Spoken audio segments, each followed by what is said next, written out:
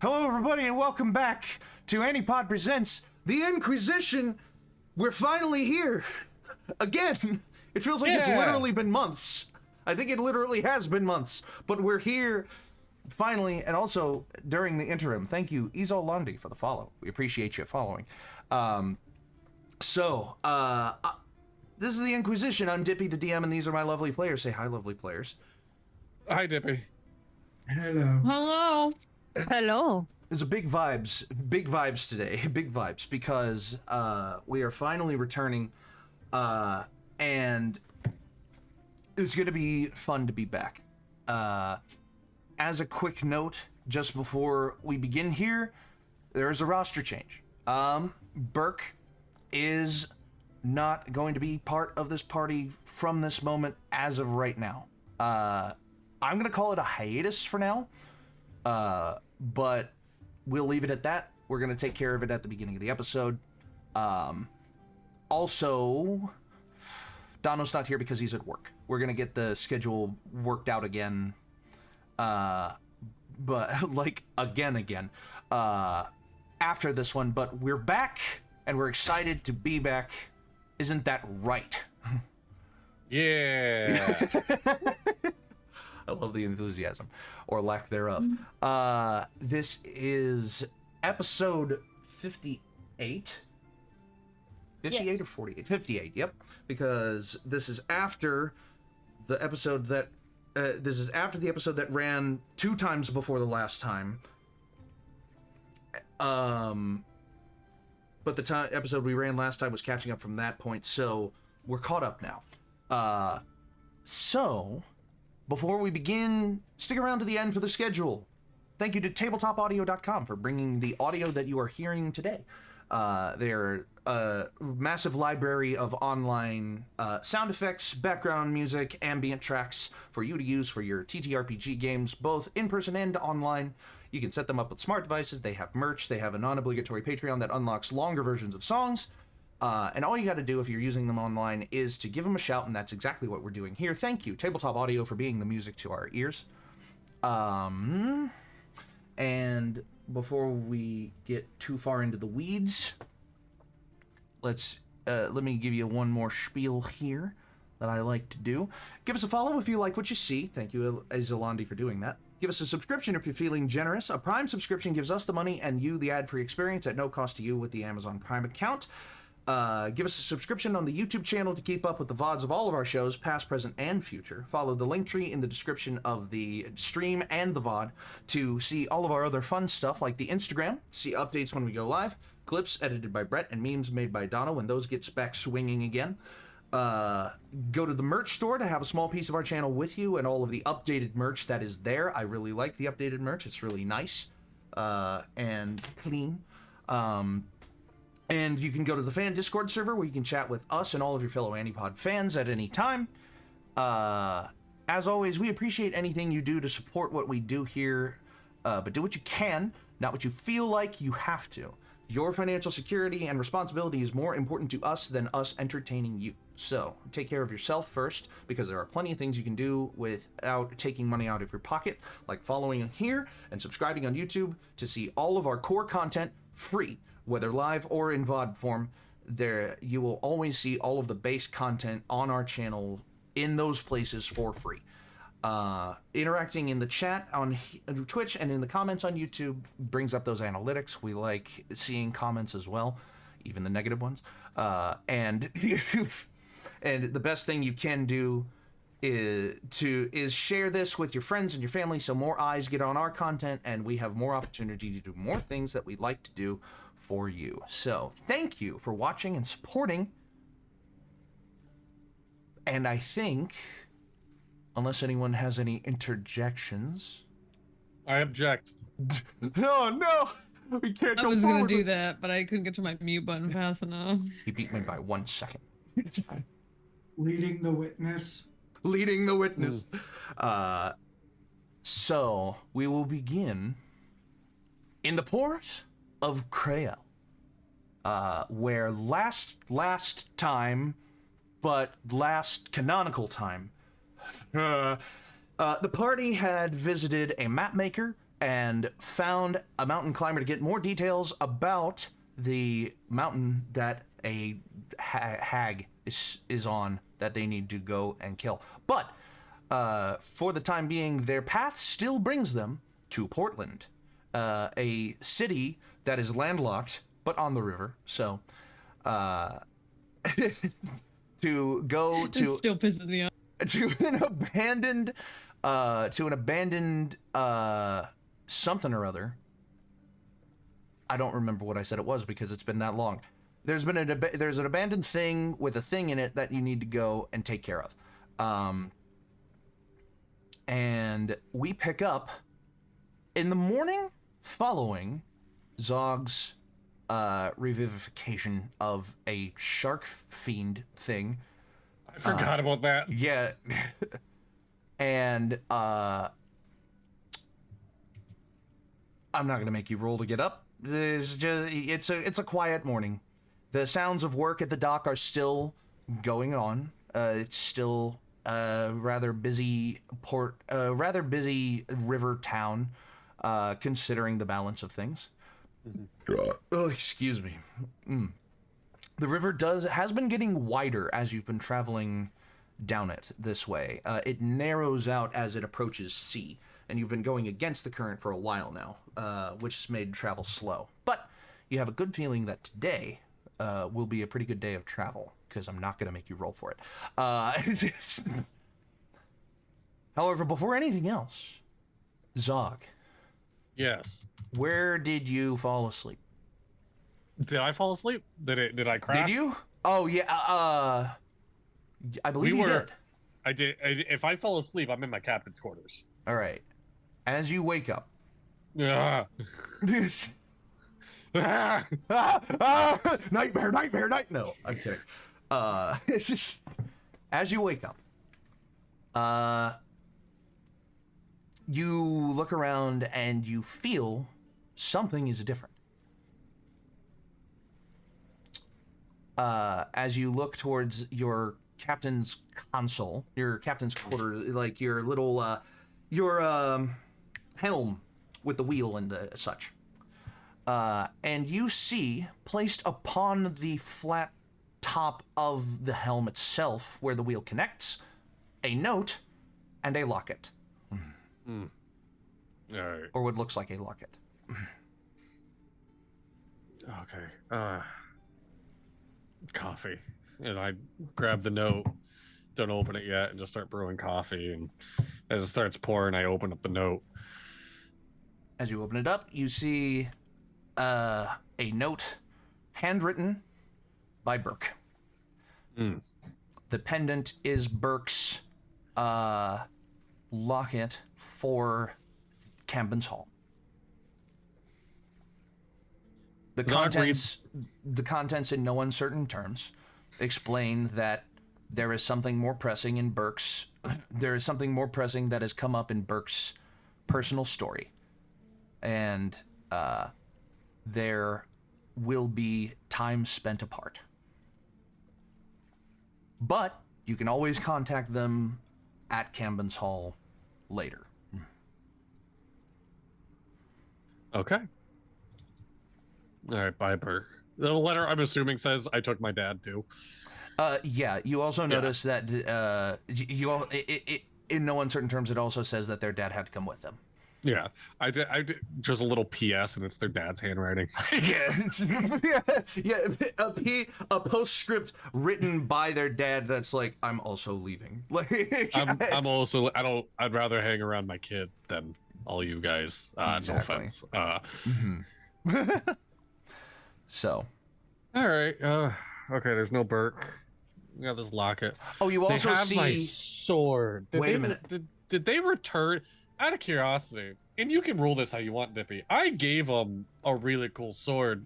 Would Burke have been like, "This is a gift from Zog," or been like, "I am borrowing this from Zog, and I'm gonna leave it when I leave"? Let me see. Okay. I think I know the sword you're talking about. The vicious longsword. Yes. Give me. Who else in the party would use it? If Burke were to leave it behind, who else in the party would use it? I would. I don't think anybody would. We might have somebody that might join us later that would definitely use it. Which now I really like the idea of, new person on the boat. I have a sword for you. Because that's happened for every single time a new person has joined the boat. A new person, I have a sword. Like, you just keep pawning it off to the next, like... Because it's a really cool, powerful sword. But okay, at the same time, for that reason, I will say that they also left their sword. Left the sword that you gave them. Okay. Zog has this black sword just sitting there. Cool. He puts it, tries to put it on his back, somewhere between his trident and his rifle, and it doesn't. All right, and he just leans it in his captain's quarters. It just leans for now. Yeah. Everyone else wakes up. You do your morning routine, as you would. If anyone has a break in their morning routine they'd wish to RP, do so now. Big stretches. I'm doing yoga. Doing yoga. Love it. That. Same. It's the second time I've done yoga. Gain an inspiration point. In charge. I will take a 13th inspiration point though. I'm gonna see how many times I can say that before Dippy's like, fine, yeah, gain an inspiration. No. Yeah. Rhys, I love that hat today. I It's a good imagine look. Zana was just Inspiration doing point. it with me as well. The yoga, because he did last time. Dippy, you're being a really good sport about this bit. Gain an inspiration point.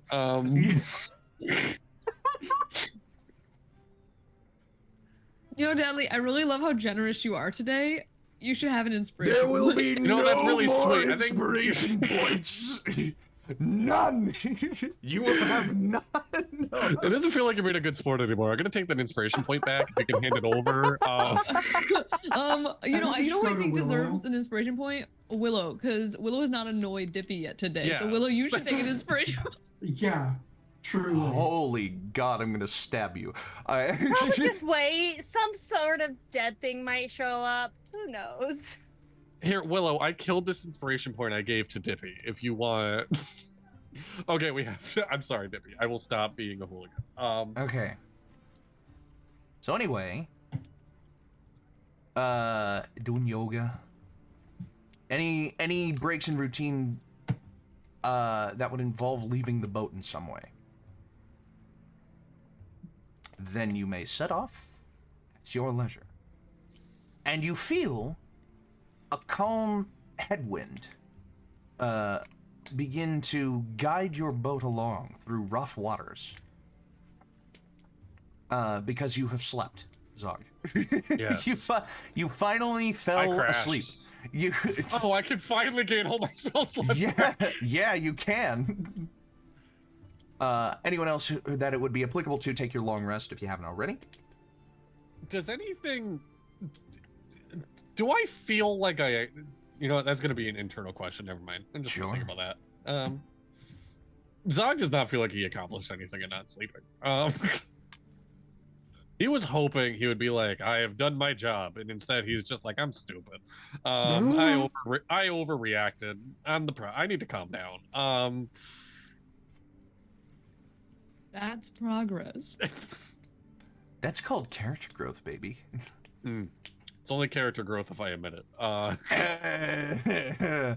Well, there you go. Well, you heard it here first. No character growth. So, you set off on the winding river. Get what this river is called on my map. I need to pull up Wonderdraft again.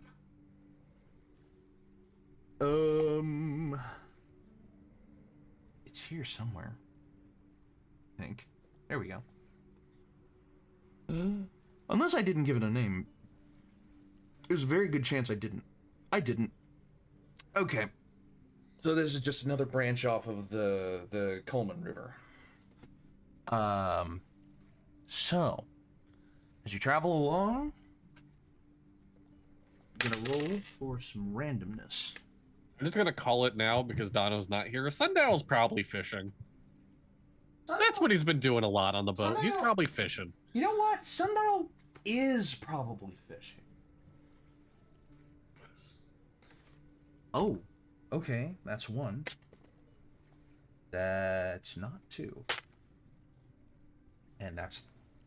Okay, that is 2. All right.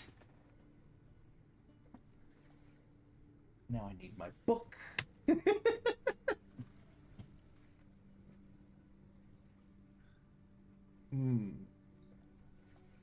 Where did I put it? There it is.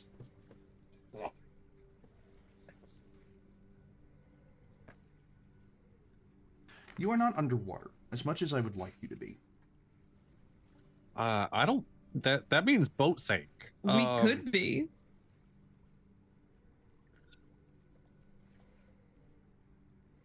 I know there's one in here. Not jungles.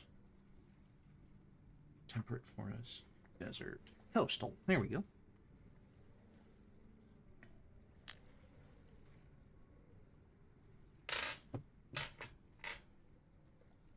You know what? Those are all very, ooh.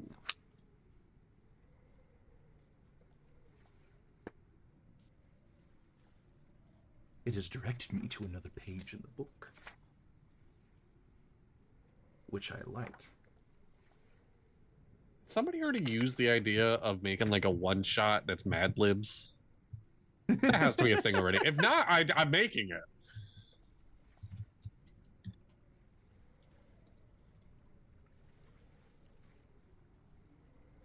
I think I've seen character creations that are done with Mad Libs, but I don't know if I've seen a whole. Ooh. Ah, one somebody's shot. beating me to it. Damn.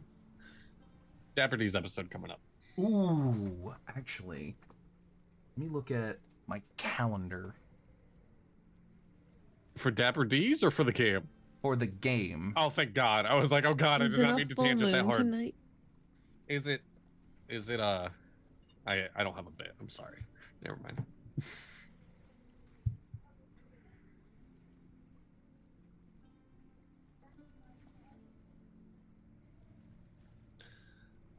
God bless America.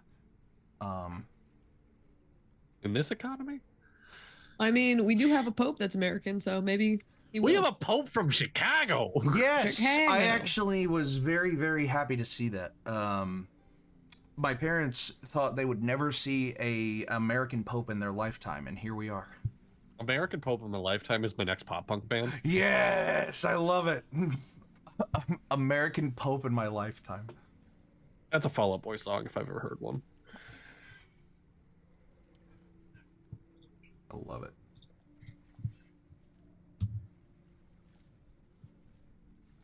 Wow. Do do do do do. Do do do do do. There we go. Okay, so if y'all are here.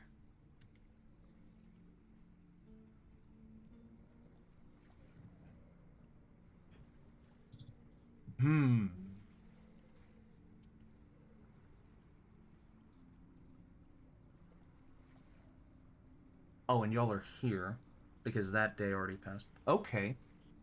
I like this. I like this idea that the book has given me. We're going to run with it for now. Zog, Yeah. this trade wind, this headwind, this trade wind, it's a wind. This wind that's blowing, Yeah. you feel it getting colder. And colder. Okay. And colder. And you look up and you notice that there are clouds starting to form in the sky. Okay. But they don't look like rain clouds. They're just thick, overcast clouds. Everyone Weird. else, you would notice this temperature drop as well. Does it look like rain? As previously mentioned, they don't look like rain clouds. They just look like a thick, overcast covering. As you Okay. feel this temperature continuing to drop, colder and colder And the longer you go on, the more you realize that it feels cold enough that it should be snowing, or that, like, rain should be falling, but it's not. I need to know how many people are on the deck of the boat. How many people are, like, riding, like, on the exterior part of the boat rather than below deck. Allie and Quinlan. All right. It gets bitterly cold. Like, icy winds chopping at your skin like knives. As you are traveling faster, but it is so fucking cold. You see people in, like, houses passing by that are, like, riverfront property, battening down their windows and, like,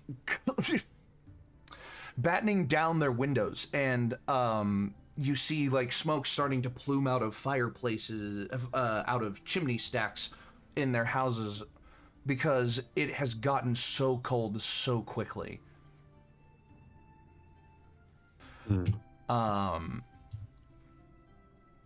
You see, because this is a running river, you do not see ice forming, but you notice the water getting, for lack of a better way to put it, slushier, thicker to pass through. Okay. You can still navigate it, and your boat is strong enough to, like, use this river. And again, it is a running river. It's not freezing over, like, you know, but it is getting colder. I would like, as this continues, if you are not making your way into the boat or finding a way to warm up, I will need a Constitution save.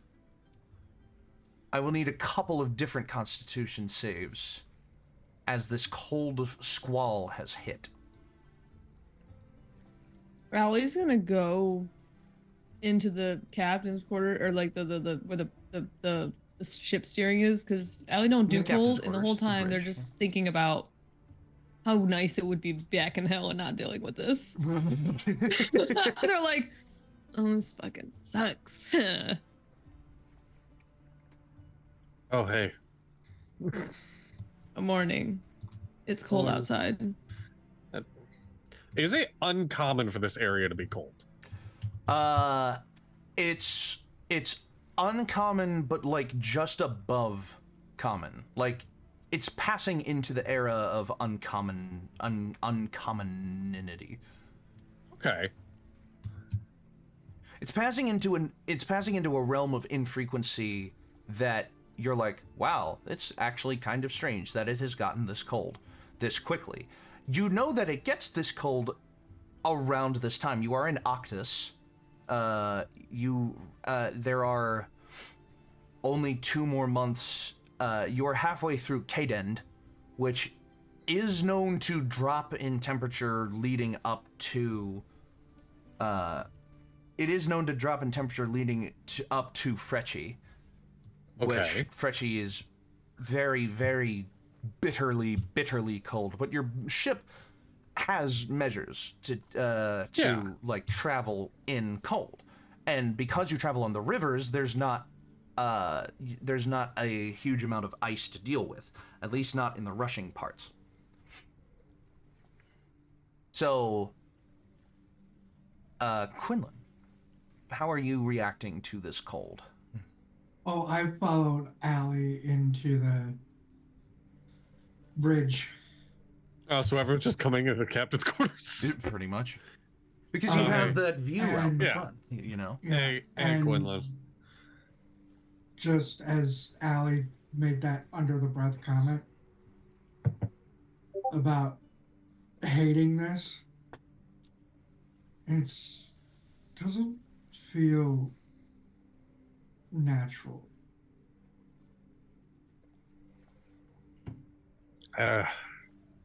I second that. I don't know. I don't mind the cold. Can I do a nature check or a perception check on this cold? Make a nature check, absolutely. Great. We've been to hell. Maybe I could tell if it's something was abnormally cold too. 21. 21 nature check. 21? Yeah. It is the middle of Cadent. Harvest Day has Harvest Day has come and gone. There are honestly, like, Harvest Day after Harvest Day, it starts getting colder pretty gradually in the lead up to Fretchy.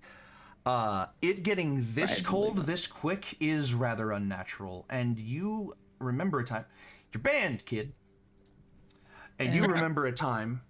And you remember a time when there was a pretty harsh winter squall like this. Fretchy squall. Like this back when you were living, still living kind of in your apartments, or in your mom's apartment or whatever. She literally had to like batten down everything to make sure that all the kids were staying warm in the house, and you were able to. Barely. We had a cuddle pile. A cuddle pile, exactly. A cuddle It was pile. both the most delightful and the most horrendous moment of Allie's life because all of their siblings have fur and they don't. Oh.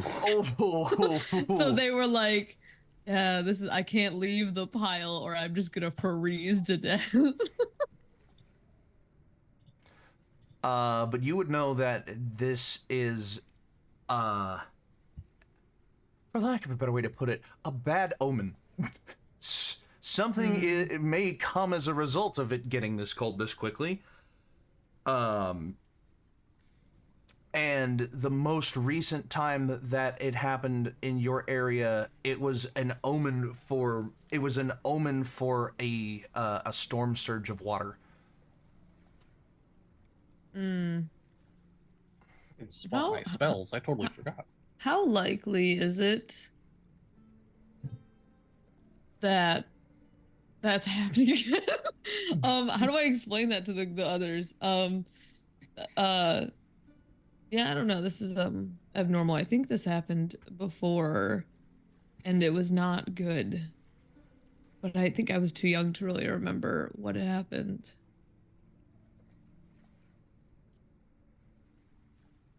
Something about a water surge. I'm not. Winters or weather surge. Something. Zog. Yes. Hearing Allie talk about a storm surge is not good. Okay. Let me Because you are traveling upstream, not downstream.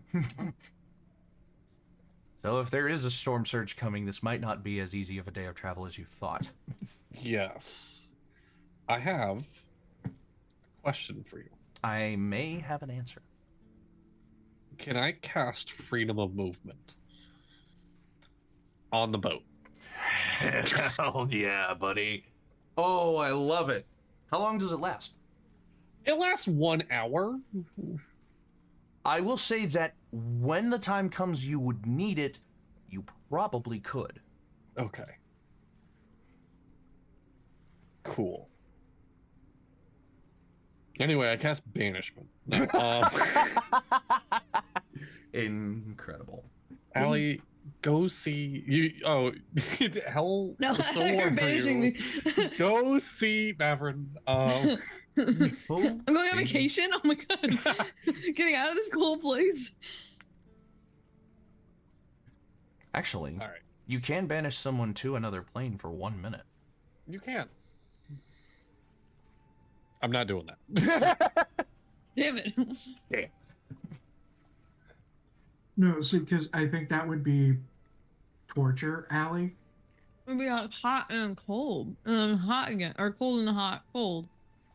Yeah, I would be like freezing and then thawing out and then freezing. yeah. That's horrible. We the should do that to refreeze. somebody in a battle sometime. What? Agreed. What? And then when they get refrozen, I can hit them with lightning. Ooh. I can also Or- hit him with light. Or when they come back wet after thawing. Yeah, Yeah. as they're freezing. Yeah. Yeah. Mm. I mean, it's a good way to keep meat. I wonder It- how cold it would have to be to freeze lightning. Can you freeze lightning? I think it would have to be I- approaching absolute zero. There's I magic think in you this plasma. world. What? Yeah. How cold would it have to be to freeze plasma? That's the question you're essentially But like, asking. we have magic. We can make frost out of literal microseconds, right? So it's possible. You can't. You physically can't. Oh, it just goes out. I'm googling it right now. Yeah, it just doesn't work. What a sh- Mhm. But apparently they do it in God of War, which is fucking cool. Could we freeze around someone and trap them in with lightning? Yeah. Well, I mean, the ice is water, which is the conductor.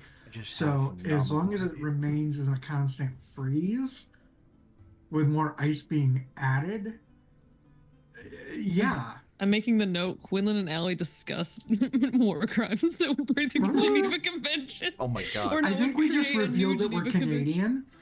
Canadian. Incredible. We're creating the quiz checklist. Phenomenal. Let's see. You continue to travel. At the moment, it's just bitterly cold. Like, you can feel it starting to seep into the captain's quarters a little bit, but you have a measure on your boat to Yeah. thaw out, and continue to move. Like, at least for now. But it's getting, like, pretty exhaustively cold. I will say that you're protecting yourselves inside of the captain's quarters, unless you are directly heating it up using, like... It's been previously established you have a small furnace inside your boat. Yes, it has. So I'm gonna say, unless you establish that you have lit that at some point and are occasionally warming yourself up by it, I will only need one Constitution saving throw before the next thing that happens. Okay. I'm on top of this heater. If I can manage it. You are burning yourself. It's worth it. No, but I'm gonna be as close as I possibly can. Allie doesn't do the cold. Mm-hmm. Or the wet. All right. A small furnace has been lit. It is enough that two people can sit next to it to warm up. That's like the paltry amount of heat that it generates. Zog, you do notice that your boat is starting to move a little less reliably in the water as you travel further upstream. The water is getting, as it's getting colder, it's getting slushier. Again, not full on ice, it's not freezing over. Have you ever seen that video of a guy putting his hand into a frozen lake and like pulling it out, and it's a bunch of like vertical rods of ice? Yes. The water is kind of acting like that right now. Like it's freezing in lines and pillars, and you're still able to move through it, but it's strange. Alright. Who do you put in charge of the boat when you go to warm yourself up? Me? Or do you go to warm yourself up at all? Quinlan, can you steer? My hands are getting all Yeah, tense. they're getting a little frosty.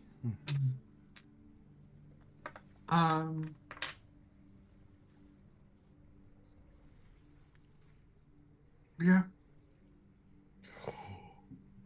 Wait, If Dippy, it's just your hands. can I cast Call Lightning just between my fingertips? I'm kidding. I'm done. I'm done with my stupid shit. I swear. Yeah. Because I can Hand warmers. produce You can. Can you do something to warm my hands? Just set this gem on fire. elemental attunement. Try and warm a pound of non-living material for an hour. Create elements within a 1 foot cube for 1 minute. So I could create embers or fire. Or hold hands. Or you can just What was steer it the that- ship for a couple minutes. What was, Gee. yeah, I was about to say, what was it that you said you could warm up a material? You could affect a material? Yeah. Elemental attunement basically acts like prestidigitation. As an action, you can briefly control elemental forces within 30 feet. A harmless sensory effect, light or snuff a candle or campfire, chill or warm 1 pound of non-living material for up to 1 hour, or create elements within a 1 foot cube per You lane. could make Zog's steering wheel a heated steering wheel for an hour. Can you do that? That Yeah. sounds so nice. Thank you. And by the time you get back, it's nice and toasty. Quinlan, what did you do? This is so nice. There you go. What do you have to spend for that, Quinlan? That is... I'm not seeing a key point value. You can just do that? I mean, if it's like prestidigitation, then yeah, it would be Yeah. like equivalent to a cantrip. It would basically be free. So yeah, there you go. Yeah. Dang. Cool. I'm gonna use that more. So nice. That is a good question. Allie, look at the Zoom chat. Look at the Zoom chat. Oh. Okay. Can I? You can do whatever Do you whatever want. I want, right? Okay, all right. Do what you Allie's like. sitting here. I'm Mhm. assuming half cuddled up against the furnace, half cuddled up against Quinlan. Yeah, I say 2 people can cuddle up against the furnace. I'm like, It's really just the other 3 swapping out shifts in the other spot because Allie has not left the side of this furnace since it got lit. I'm just like, Allie does not mind being selfish in this moment. It's just like, I've given you this my is horrible. cloak that acts as a blanket. This is. I have been cursed with a body. This useless. This is all. Yeah, it wasn't. I was doing fine when we were down in the depths of hell because everybody else was sweating, and I felt wait. It would be so nice Wait. to have a personal heater. I like look at Quinlan and I look at Zog and I'm just like, am I gonna get in trouble for inviting another person on this boat without Zog's permission, like I did the other day? Seeing the mischief in your eyes. Am I is gonna like- get in trouble for inviting another person on the boat without permission? I got I'm not mad, I'm disappointed last time, and I was like, you know what? I don't care. And they reach in their bag and they shuffle for their cards and they feel that card that has that little magic pull to it. And It's they like a pull- little warm. It's like giving you the taste of warm. Yeah, I pull it out, and it's the shoreline card, and I just like flick it onto the ground like a playing card, like. For a moment, it sits my there hands up like idly. this. Yeah, for a moment, it sits there idly. And then you see a magical flurry. I say flurry. You see a magical wisp of embers travel, like spark, and just swirling portal opens and materializing in the space. Stealthy, if you want to go ahead and unmute. Mavrin, you have been summoned to the lower decks of a boat. You would know that because you've been on a boat in hell before. But this is a little different because it is bitterly cold. It is so cold when you arrive. There is Hey. a little furnace. There's a bunch of crates in the surrounding area. And before you, standing before you, you Like see kneeling, I'm crouched. kneeling before you. Like, next to a furnace, is Allie, a very familiar face. Hey. I'm like scooching closer just slowly. You by the way, you haven't switched the layout yet. Whoa. Ladies and gentlemen, Stealthy Chaos has returned. Whoa. Welcome back. Just appears and Hey. How you doing? well, darling, this is not the date that I had intended, but it's fucking cold. And makes grabby hands towards you. I just like clamber up, like latched on. Like, yeah, Maverick. it got really cold and I thought of you. What kind of natural heat does Maverick exude? I mean, Maverick's a Despater tiefling, but he has the Infernal Breastplate and the Despaterian longsword. So I mean, like, I feel like he's just hot all the time, like naturally. He's just hot. he runs hot. I will say that your armor, as part of its enchantment, naturally emanates a warm temperature. It's not like blazing hot, but it's also not like it's also not nothing at all. So there is a little bit of warmth that transfers from Maverick's armor directly into you as you give them a rather large, sprawling, like... I'm like koala beared. Yeah, Onto koala Maverick bear right now. hug. Like, with Quinlan's coat on too, like cloak on, like I'm like, This goes. See, I knew you'd call me eventually. Oh, Oh, oh, oh, oh. Fucking believable. I gave we're everybody back. inspiration while we were gone.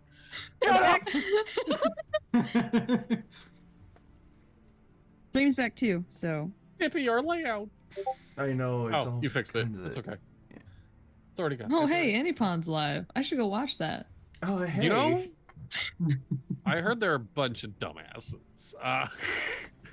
But lovable dumbasses. You're not wrong.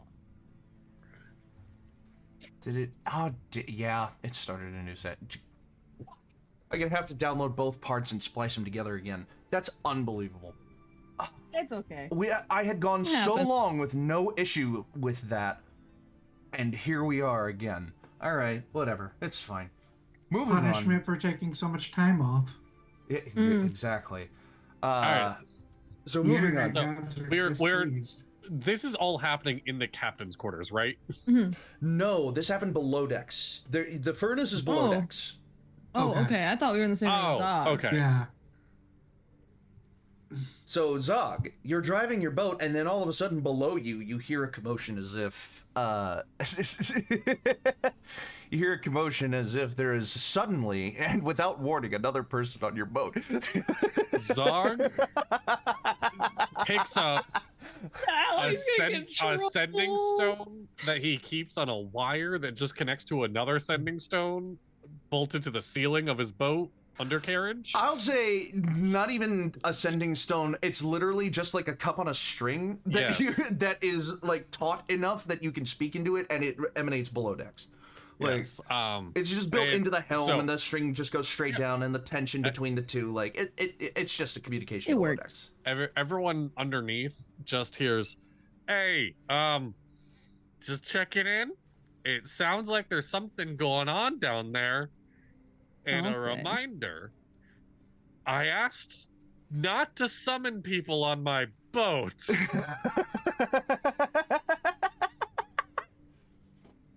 Like, What about dead people? Sometimes it's dead better to people ask is okay.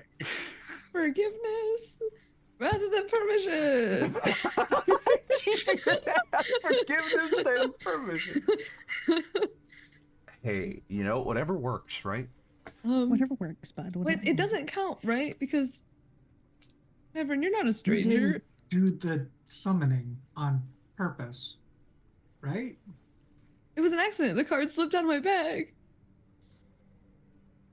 That's a lie.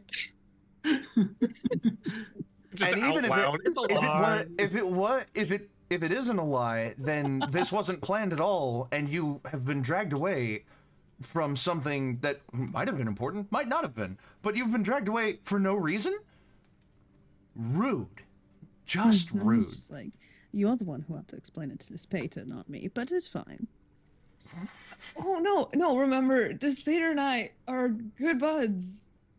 We did we traded cards. We're best friends. It'll be chill. We should probably go tell Zog that you're here. Hey, can someone fill me in about what's going on down there? And, grab the and other on that, cup. we'll take a quick break. Don't go anywhere. We'll be right back after this.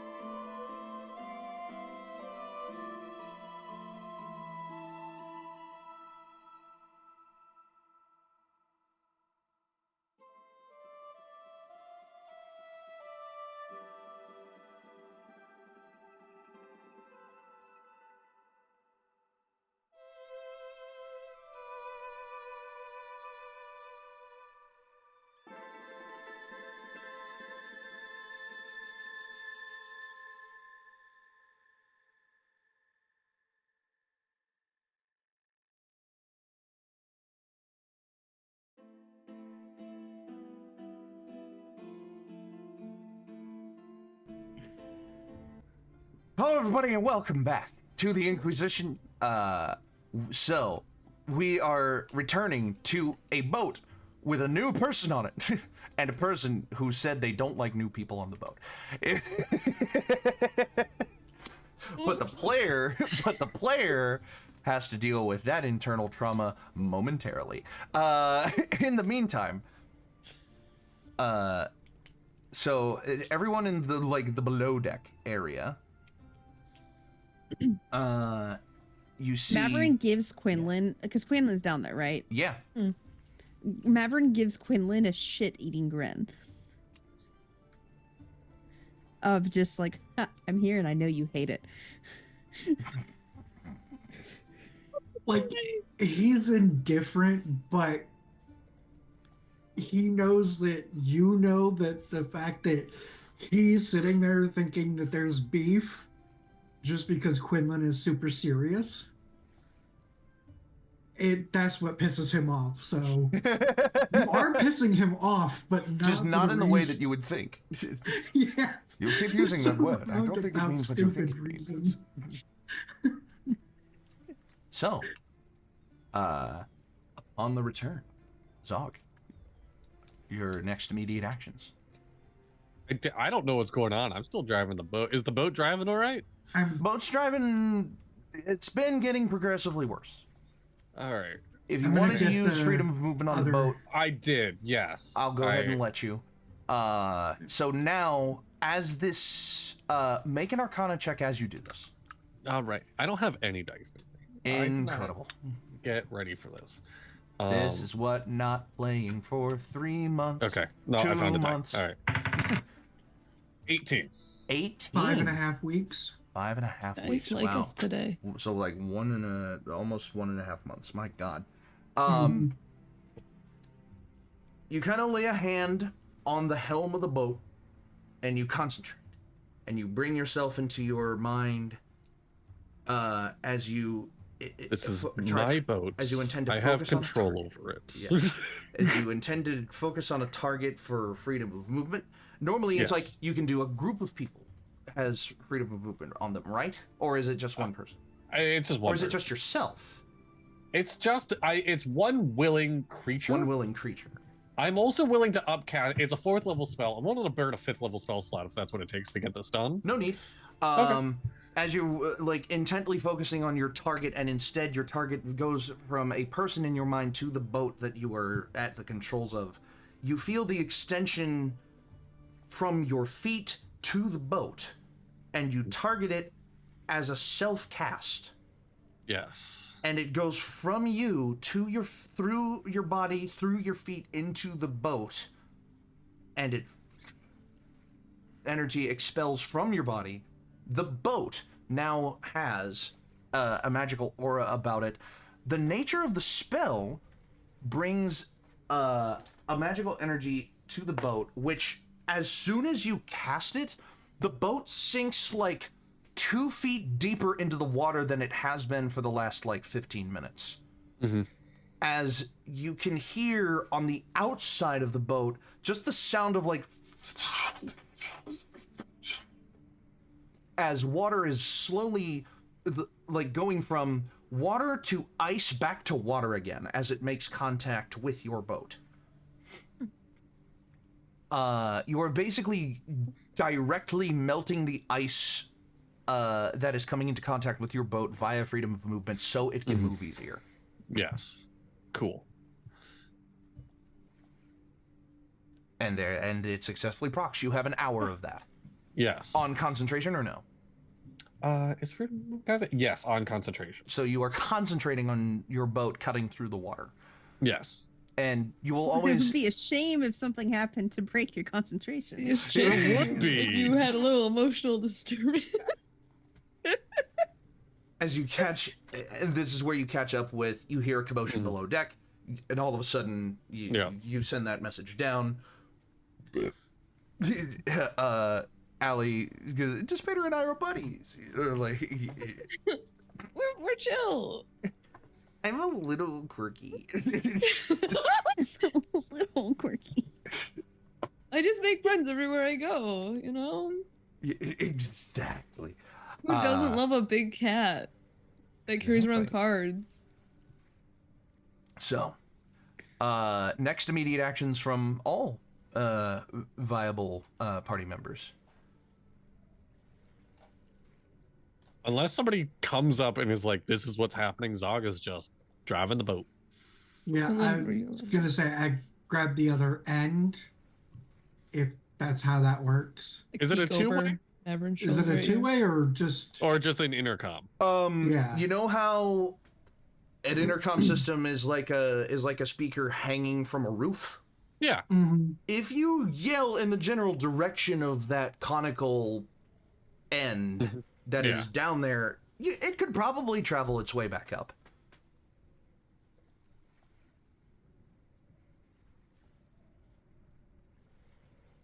I'm gonna go up personally. We should probably. I think I should probably explain this because this was my decision that I made. And I don't regret my decision at all, but I might regret the response to that decision that I made. Allie? Avern, you don't know what the hell Allie is talking about. I don't think that you walking in as a accessory to Mavrin is gonna make the case you think it's going to. I climb off of Mavrin. Oh right. Mavrin, I got in trouble for inviting or bringing. I gave a card from my deck of many things to a guy that was dead, and then Kelvin the dude, the dead guy, he showed up, and then I got in trouble because I kind of invited him on the boat without Zog's permission. So now I've done it a second time when I was told explicitly not to invite somebody on the boat without permission. So now is my apology tour. Do you want to come with me? Apology tour. I mean, Mavrin. Hey, here's the thing. At the mention of Kelemvor, how do you respond? You are a denizen of Hell. Hell is one of the realms that Kelemvor sends souls to. Kelemvor, to you, is like Dispater's boss that he doesn't give a shit about, but if he acts out, Kelemvor can just easily take care of him. And, like, they're on like a power level kind of equivalent to each other, but at the end of the day, Dispater is only a lord of Hell. Kelemvor is the god of death, or the god of the dead, rather. And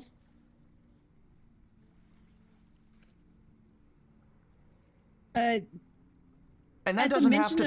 And that doesn't have to phase you at all. But how does? Yeah, just arches an eyebrow of just. Oh yeah, we're buddies, I guess, because I helped him catch a guy who was running from him. I don't know. I just make powerful friends, I guess. Friends is a strong word. We're. And I feel bad because I facilitated Allie, the moment that you say he and I are buddies, you feel a chill run up your spine, and you don't know where it came from. He might like me. I don't know if I like him. You know. Grabs Mavrin again to warm back up. Take that step closer. I pull out the coin. I might be able to talk to him for you, pass on a message. But I'm gonna go and take care of this for you. And honestly, but we're the only ones in the room right now, right? It's just the three of us. Willow, you're here too. I mean, do you have any input? Okay. I'm just in the back eating cold popcorn. Cold popcorn! AKA popcorn kernels. So you're just... It's just the most horrendous cracking coming from the other side of the corner. You don't know if your tooth broke or if the kernel cracked. You're not sure. Here's what we're gonna do. And I can't believe I'm about to utter these words. We're gonna lie. Oh, goody. I don't. Mavrin, you sensed your friend Allie was in trouble, so you came to check. Mavrin. I will be the picture of innocence.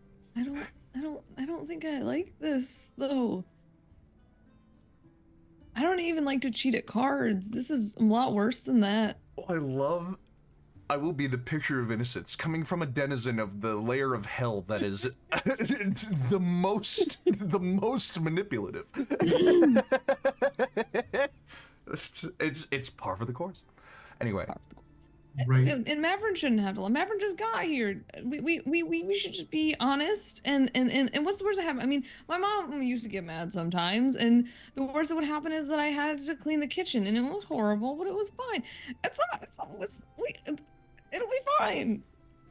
And so you said that unless someone comes up to you, you're policy. just driving the boat. You're not. Okay. Yeah. Alright, then I I'll go tell trust him my the truth. friends. Right. Continuing. Yeah. You know, we can always just say you got cold, because it's cold. I mean, I did summon Maverick because I was cold, and I thought of Maverick, and Zog likes Maverick, so it's just like inviting like a friend over, right? While you're doing this ramble and talking with Willow, Quinlan just kind of shuffles out. I have a passive he's perception wearing of his, 27. Do you want to super see him boots. trying to leave? His like thigh-high, thick, heavy winter type boots. Just Is my- slowly shuffling out of the room, hoping you don't notice. I'm pretty sure with a passive 27, I probably see Quinlan try to leave, right? Depends. How deeply are you rambling about this? Okay, I'm gonna roll. Yeah, make a roll. I'm gonna roll a perception. This feels like I should just roll it. You are being faced with the concept of lying to your friend, and you are rambling about it. Okay, I in got a pretty- 21. 21. While being held by Mavrin, Mhm. and you were doing the head down thing, like 21 is still burying face. 21 is still good. pretty good. You It's can roll a great. stealth. You can roll a stealth to counteract that if you'd like. I will, just for the comedy. Is there any? Oh my god. Oh my god! That's wild! I was expecting a nat 1, not a nat 20. Oh my Jesus, he's just god. gone. I was like, this is What gonna is be your? bad. You only have a 'Cause +4. You got a natural 20. I know, that is Ellie doesn't insane. So with shit. a 24, Allie, Ellie's in the middle overstimulated. of the ramble, or at the end of the ramble rather, you see that Quinlan is just gone. You don't know where he went because you got caught up in something, and he's not there. You want some popcorn? How were you eating that? That's not the. Wait, hold on. um. I love that Giving I said cats popcorn something kernels else as to a You know put bit. what? son. I love that You I know said what? popcorn kernels as a bit, and now it's just real. Now it's just actually. I just look at Maverick and I just go, it'll be fine, right? And I look at Willow, I'm like, Quinlan will calm Zog down, right? Everything will be fine. As we My- cut to Zog and Quinlan. Just a Just a simple sail knock away. knock. Come say hello. Kid, come in. It's fucking cold. Don't knock. Just come on in. Also, you're coming up from below deck. I imagine there's a staircase directly from the bridge below deck. Like, Oh, I imagine Okay. they have to go outside for it. Okay. oh, well, Yeah. imagine no that longer. was- Your bridge extends all the way to the back of your boat, so that the Okay. back of the bridge is flush with the back of the rest of the boat, and the staircase is inside, not outside. We need to just make Okay. a. We need to like make an illustration of this boat and just be like, "This is the boat." Yep. I'll work on that previously soon. have. Yeah. I previously have. I'm just like. No, but I don't think it. All right. Yeah, I'll have to go back to it. Okay. Yeah. Yeah. All Well, right. Anyway, Yeah. as I'm entering, it's the courteous knock knock. Yeah. Hi. Hey. Hey. Mm, I got the thing cruising now. We're good. yeah. So, you wanted to know what's going on. I mean, yeah, you guys are causing a ruckus. So just making sure y'all are good. Allie did a tarot pull of the deck of many things. The shoreline's in my the shoreline's in my regular deck. Is it? Yeah, it was an enchanted tarot card from Dissipator. Oh, okay. I just want to make sure if you meant to say it on the wrong way, that's fine. But I just want to make sure you weren't saying it the wrong way on accident. I literally just thought it was the deck of many things. Like I wasn't. Quinlan doesn't know. He punches things, not thinks things. But yes, she. They did a card pull. I think it was the deck of many things because that's the one where things happen. Yeah. Yeah, had to have been.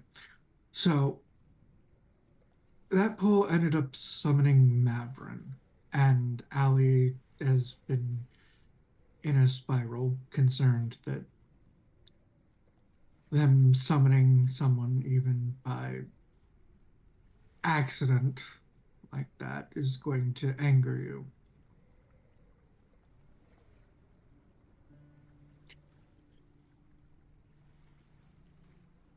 And why are you the one telling me this? Because Allie is currently wrapped around Mavrin having a mini meltdown over the happenstance. And, well, apparently Mavrin is much warmer than the little heater down there, so Mavrin is currently acting as a lizard's rock, or the sunspot for cat sunbathing.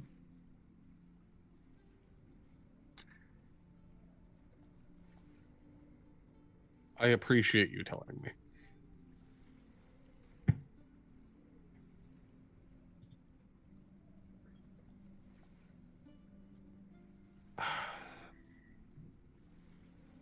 And we weren't sure if we could talk back through the system. If you yell loud enough, you can. Good to know. Definitely good to know.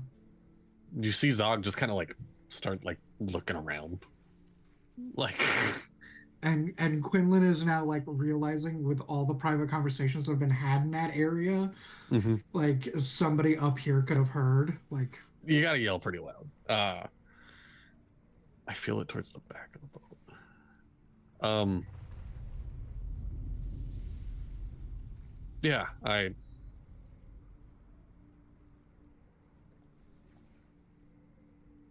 okay.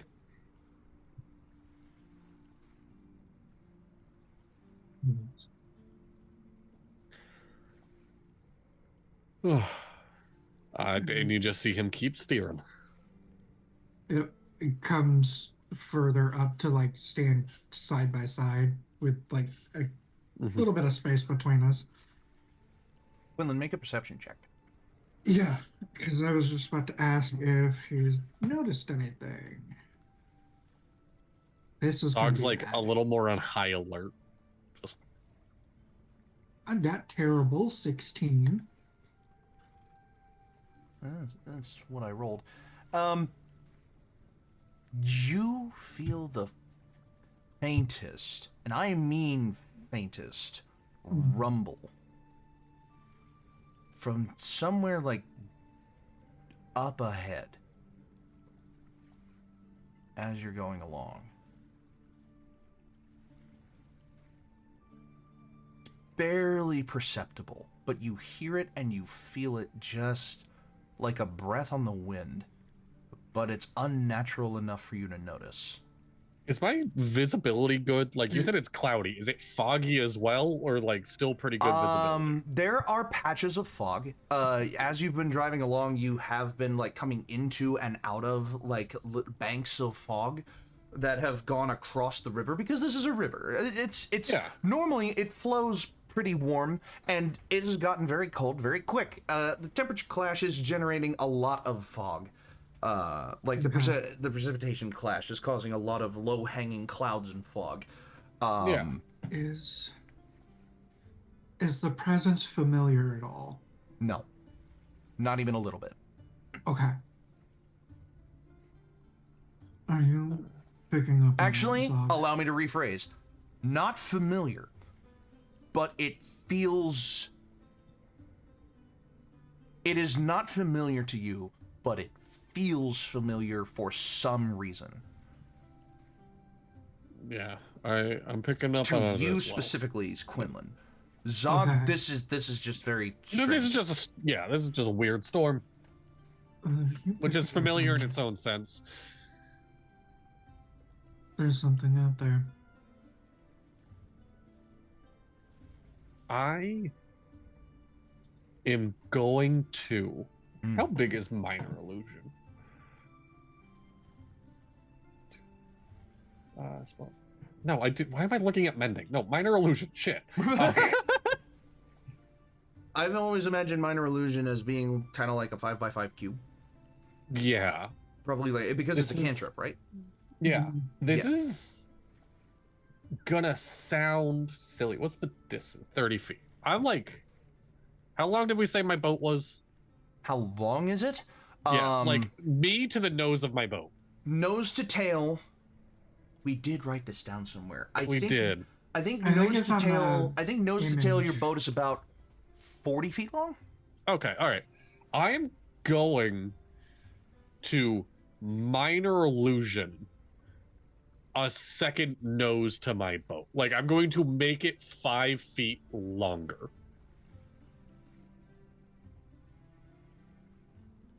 Basically, just if something in Zog's brain, if there's something out there, Mm-hmm. the second it sees the boat, it might do something. Mm-hmm. So it's going to do something to the illusion before the boat. That's Zog's brain right Interesting. now. Okay. Just adding a little bit of length to the boat. Sure. So you Yeah. make the boat seem 5 feet longer than it is. Yes. Yeah. Okay. I see it. I can imagine that. That's fine. All right. So, you do so, and you can see just the illusory, just kind Yeah, of just- as it kind of just fades into existence, into a visual existence.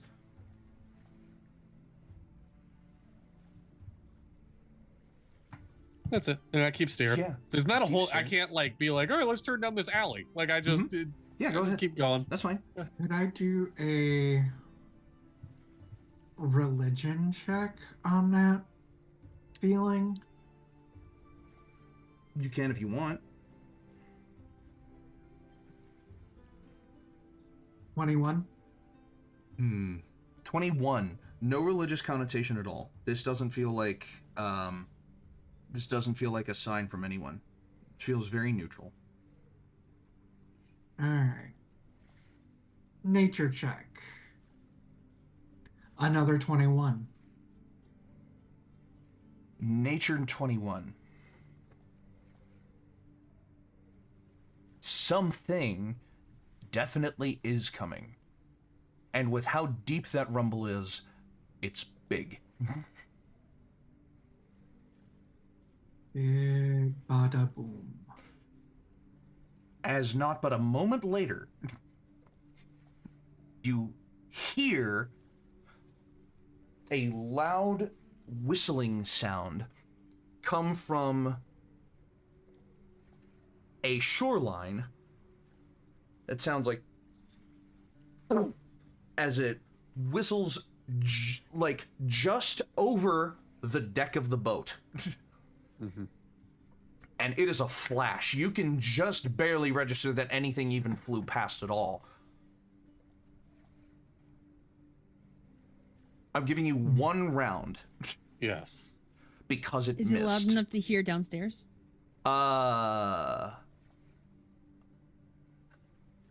Roll a perception check.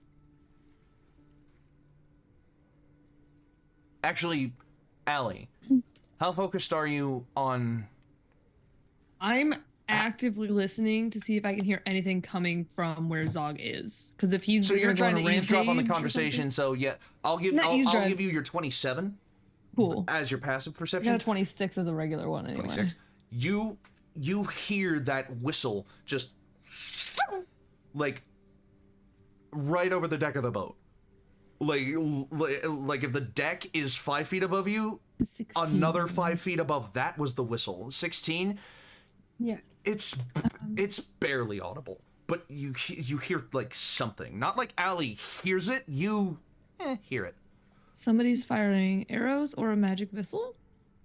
Bigger than an arrow. We should go upstairs. A lot bigger than an arrow. A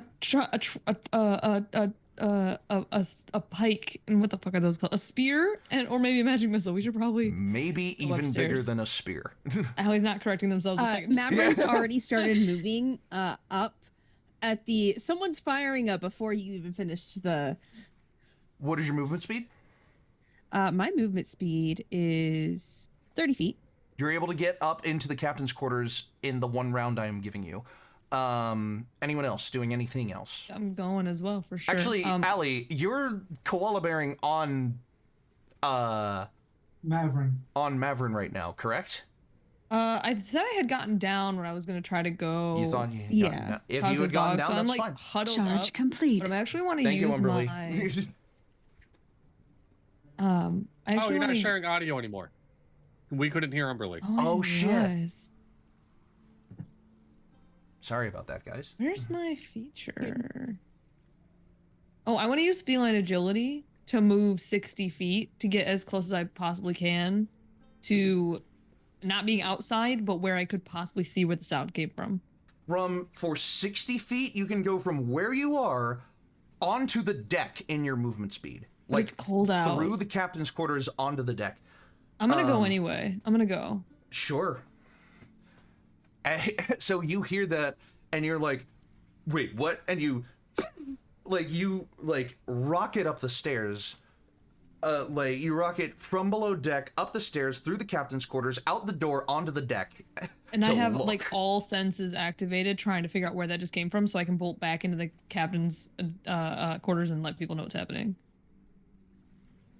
During this turn or on your next one? Because that was If a I lot. can do it, if I can do it this turn, yes. If I can't do it this turn, That would I'll take wait. a fat perception check, an active perception check, okay. to see where it came from, having not seen it. I'm gonna Having heard preempt it, I'll make the DC lower because you heard it so well. Can I use one of my inspiration to have advantage? Is that how that works? Yeah. I haven't used Yeah, that's how inspiration. inspiration Okay, works. okay, Yeah. great. Yeah. There are a couple ways I- to use inspiration. That's one of them. I am also wanting to try to see where it came from the captain's quarters. I got 224. Jesus. I got the exact same number twice.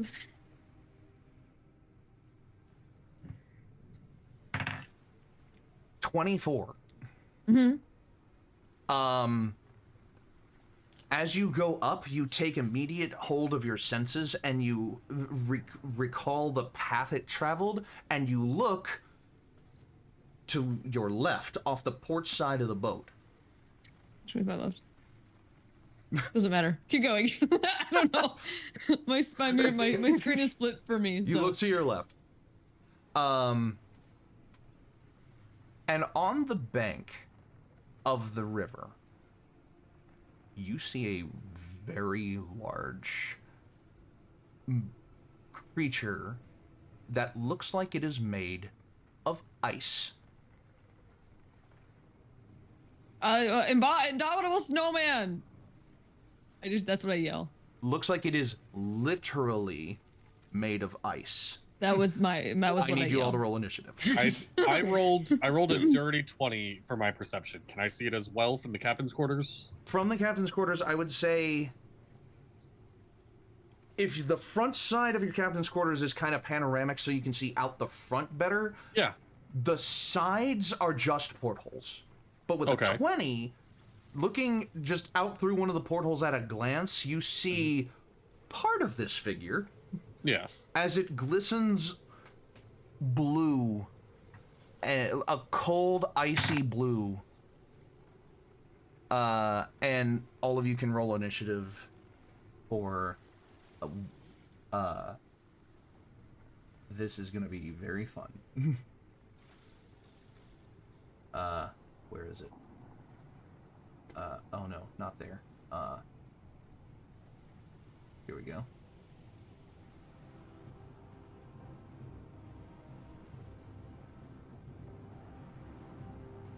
So, I need initiative for everybody.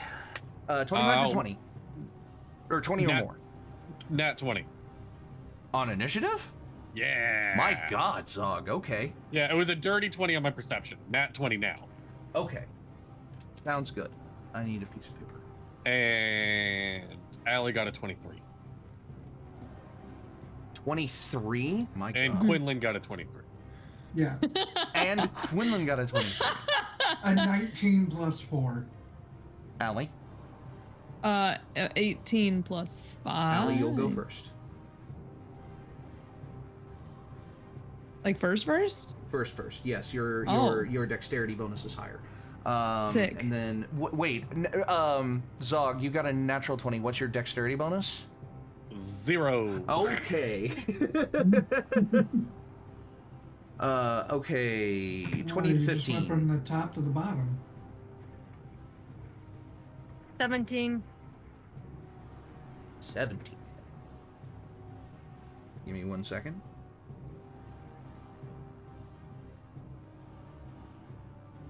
What's your dexterity bonus? 1. 1. You're tied. Okay. I'm gonna say it goes first. Probably a good idea.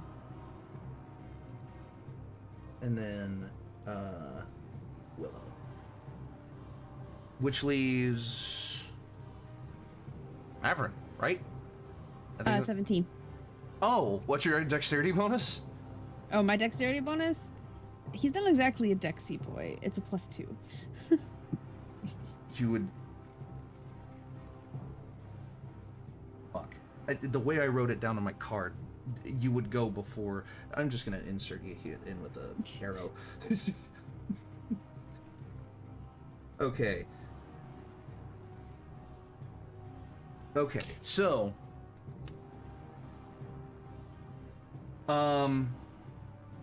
I did mention a 1 round thing. If anyone else had anything that they can do in 1 round before this combat starts. Zog is letting go of the helm, looking. Zoe, we said on break we could be mean to each other, right? Yes, Yep. yep. I'm not good at this. You as are a player. allowed to be mean to me. Please hurt me. Zog badly. is letting go of the helm, whipping ahead towards Allie, and going, "You fucking steer. You already act like you own the ship." As I leave the captain's quarters to go fight on the bridge. I do as I'm told. All right, Allie. Your actually As- initiative is first. So, does anyone have anything else in the Sorry, one kind it's of been a surprise hot round? minute since I played him, so I'm double checking before I say no. Sure. I don't think there's anything that I can do.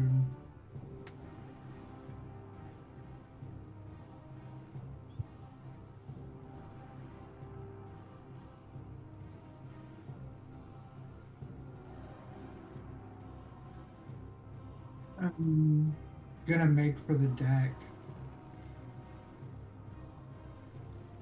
Donna's in the chat. Hey, Donna. Good to see you. Hey, buddy. Hey, buddy. And I got 50 foot of movement speed, so I'm just You gonna have put 50 myself out feet in of front. movement? Yeah, My God. Okay, level yeah. 10 monk. I see the thing that's attacking us. Where did you end up? In the captain's quarters? In the bridge? Looking out one of the portholes, you can see it. Yep. How far is it from us? It's on the riverbank. It's about 30 feet away. So there's like 25 feet of water between bank and boat, and then like it's on the riverbank. So it's like add another 5 feet, so it's 30 feet. Okay, we're gonna go ahead and since he can see it, he'll go ahead and reach out and bonus action hex the creature. Okay. I'll allow it. I'll allow that and nothing else for the first round. Okay, so top of initiative order, Zog said, Allie, you fucking steer. You already act like you own the boat. Allie, your initiative is first. So, Well, You out on the Ellie- deck of the boat, you see this giant ice elemental. Yeah. I'm doing what I'm told. I've never driven this boat before, have I? You have once And before. it didn't go well though, did it? I thought we had a whole thing of Zog giving you and Sundial pointers on how to do it. Maybe Yeah. you did. Okay, so maybe I'm Yeah. not gonna be as terrible as You I have thought. pointers. You don't have skill. You have pointers. So- Is there anyone I can reach as they're like trying to leave past the steering wheel, because that's where I'm headed, that I can touch to give enhance ability, or no? You would walk past probably Quinlan. Assuming Zog too. You would assume Zog, yes. Okay, I'm gonna give them both Cat's Grace, casting Enhance level- ability. enhance ability at level 3 to Interesting. cast on 2 people. Okay. Any bonuses? Yes, they get Cat's Grace. They get advantage on dexterity checks, and they don't take damage from falling 20 feet or less. That is so helpful, and you don't even know. Okay. I have to maintain concentration, but that'll be fine. I'm driving. Concentration, yeah. Any bonus actions? For me, Mhm. Bardic Inspiration on Maverin. Okay. As I just go, hey, it's cold. Stay warm. Stay frosty. The steering wheel is heated for you. Oh, I'm very happy about that. I'm like, oh, maybe he's not as mad at me as I thought he was. It's like, You're welcome. but I don't know Quinlan did that. I'm assuming Zog did it first. On that note, anything else on your turn? Nope, I'm good. Quinlan, you are now up. Zog, you're on deck. Yes. Alright. 50 feet, I would say you would get to, like, in that first initial round, you would get to just outside of the bridge. Like, you would be in the door, peeking out, and you would get a good look at this. That's why it feels familiar. It's elemental. It's an ice elemental.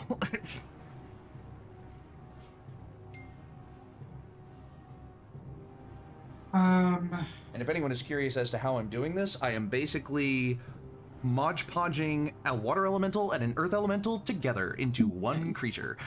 So, getting benefits from both, but disadvantages from both. Let me see.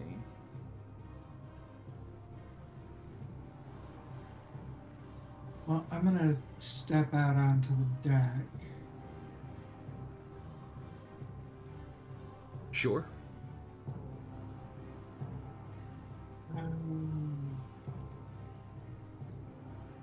How far away is it? From you, about 30 feet. Because the boat, as the boat travels, this thing is standing stationary at the moment, but but your boat is still moving a little bit, relative as well. So if the boat is like, if the boat's, I'm trying to figure out, if the boat's like here, and the ice elemental is here, and you're traveling this way, the ice elemental isn't necessarily moving, but in this turn, you will be about perpendicular to it when your actions are ready. Which will put you at about 25, 30 feet from it, depending on where you end up on the boat itself. Alright, well, I would like to...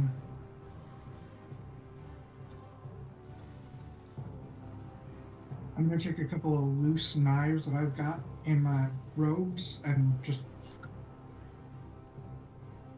Loose knives. Yep, the daggerators, bolts.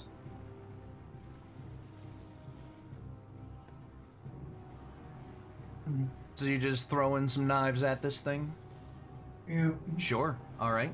16 on the first. Double check one more time. Yeah. Okay.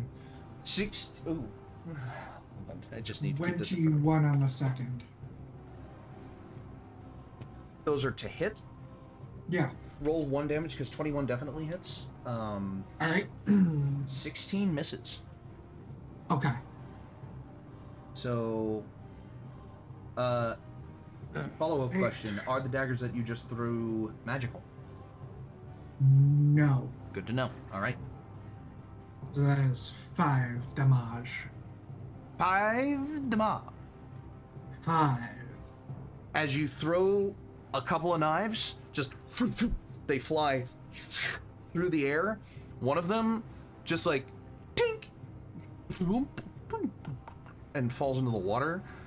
The other one like sticks in, but in a way that knife sticks into wood, not into flesh. And I'm gonna turn my head and look directly at Zog. I just gave you a target. Fry it.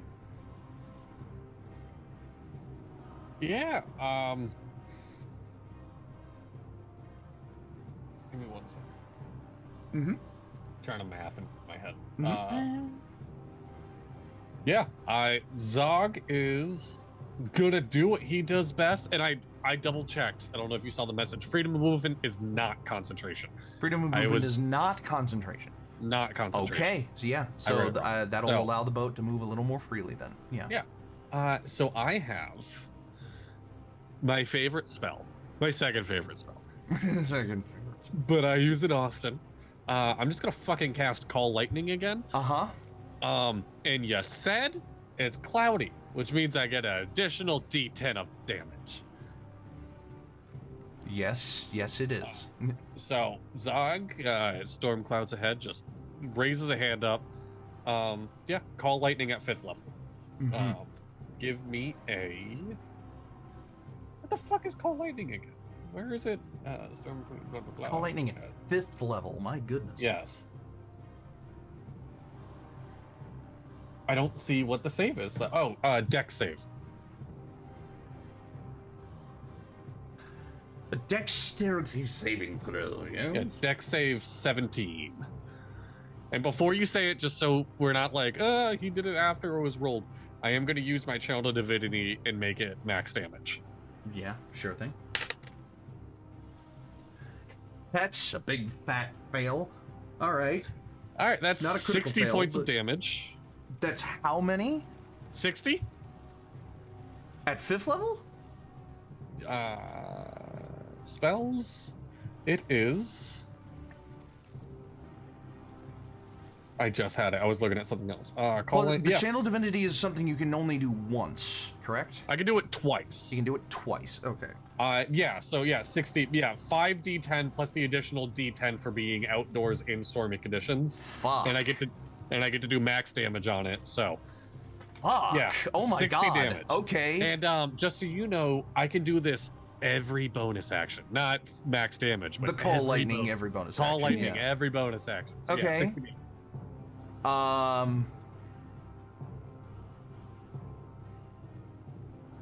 Right.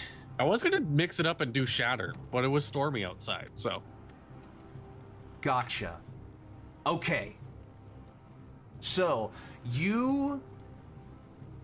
how do you invoke Umberlee for your Channel Divinity? I literally just, like, trident on back. You just see it slammed into the boat. And at this point, I know it's supposed to be somatic and whatnot. Like, wordlessly just pure What anger thought right passes through Zog's mind to invoke Umberlee then? It just fry him. Just fucking frozen. I know what he looks at this ice and he's like, this ice needs to be fucking melted and put back where it belongs. Yeah, the lightning can do that. Yeah. Yeah. It can. And with a metal knife sticking out of him. And Bonus bonus action. lightning rod. Yeah, bonus action. Just wants to kind of vibe check if he thinks this thing is gonna be following them, or like I fried it and it's staying place while we move away. No check needed. That's where the fucking thing that whizzed past your boat came from. As you look to the other riverbank, you see an icicle. You see an icicle that is about yay long and about yay big around. Yep. And about yay big around, embedded into the other riverbank that just barely missed impacting your boat. Yes. It's probably pissed. No, but I'm more okay, so Is it gonna follow you? Probably. Okay. Yeah. It looks angry, especially after you call upon a lightning bolt and it radiates. For a split second, the blinding flash of light is refracted by its icy body, and rays of light shoot out in all directions from it. And you see, it's a being of ice that was struck by lightning. I mean, how do I describe it? It's almost like just a thin layer of that ice just all melted off instantaneously. Yep. But it's still a solid ding, like thing. And yeah, that's pretty good. Anything else for you? No, that's it. Okay, Mavrin, your turn. Mavrin walks out onto the deck and looks at Zog and goes, "Are you happy to see me now?" As I bonus action Misty Step to behind the creature. All right, you missed it. I would say you Misty Step right next to it. Or yeah. Wait, how far is Misty Step? 30 feet? It's yeah, you would 30 be. feet, yeah.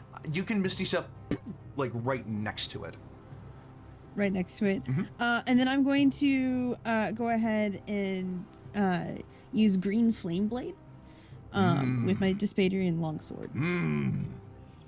By the way, I also realized I do... Mavrin is actually just warm all the time because I actually have the Flames of Falagos feet. Oh yeah, yep. So yeah, no enchantment required. Then you are just warm all the time. Just warm all the We time. have a companion furnace now. I love it. So it's gonna be a Green Flame Blade, plus it's hexed. So. Oh, does the hex do anything for the lightning bolt or the dagger attacks? Sorry. No, it's only on my attacks. It's only on your attacks. Gotcha. Thank you for You could clarifying. also add the inspiration die to your attack if You have a wanted to. bardic inspiration. Plus I 1d8. can do that. Let me see what I roll first, and then before I find out. Green flame blade on your Dispaterian longsword. Okay. Fantastic. So that's a natural 20. Holy God. Okay. Sure. So that's hold on.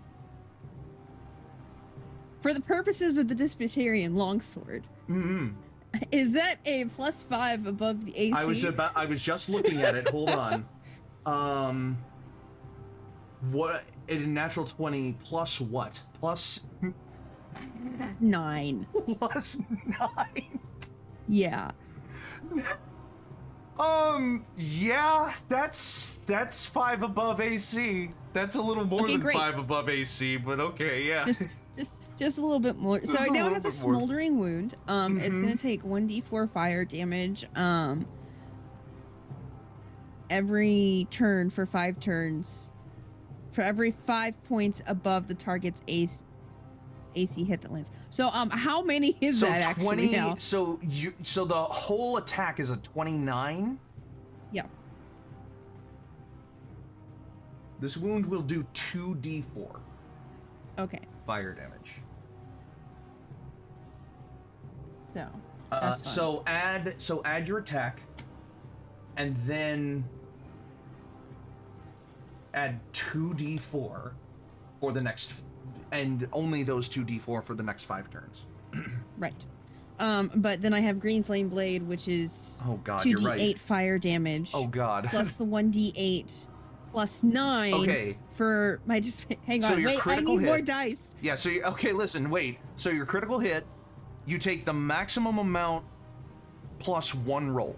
So that's 8 plus 9. That's The 2d4 for the 3d8. smoldering wound is not affected by a crit, I'll say. Yeah. So that's 8 plus 9 plus, you said 2d8? Yeah, so Plus Green Flame Blade is 16. 2d8. The sword itself does 1d8 plus 9. So that's... So that's 17. 3d8. So that's 24 plus 9 is 33. Yeah. And But then I roll 16 of that is fire damage. Correct. Holy God. Okay, wait a second. 16 plus 16 plus... We still haven't even added the hex yet. That's No, that, sorry, I will say minus. that's necrotic damage though, so. Minus 16 minus... Does the hex count in the crit, or is that just a secondary effect? Hex. I deal an extra d6 necrotic damage to the target whenever I hit it with an attack. A d6 necrotic damage. Sure. Minus 6. And now just roll as you would normally. And that's So then just roll that's a d8 added onto the plus crit. 9. Yeah. Yeah.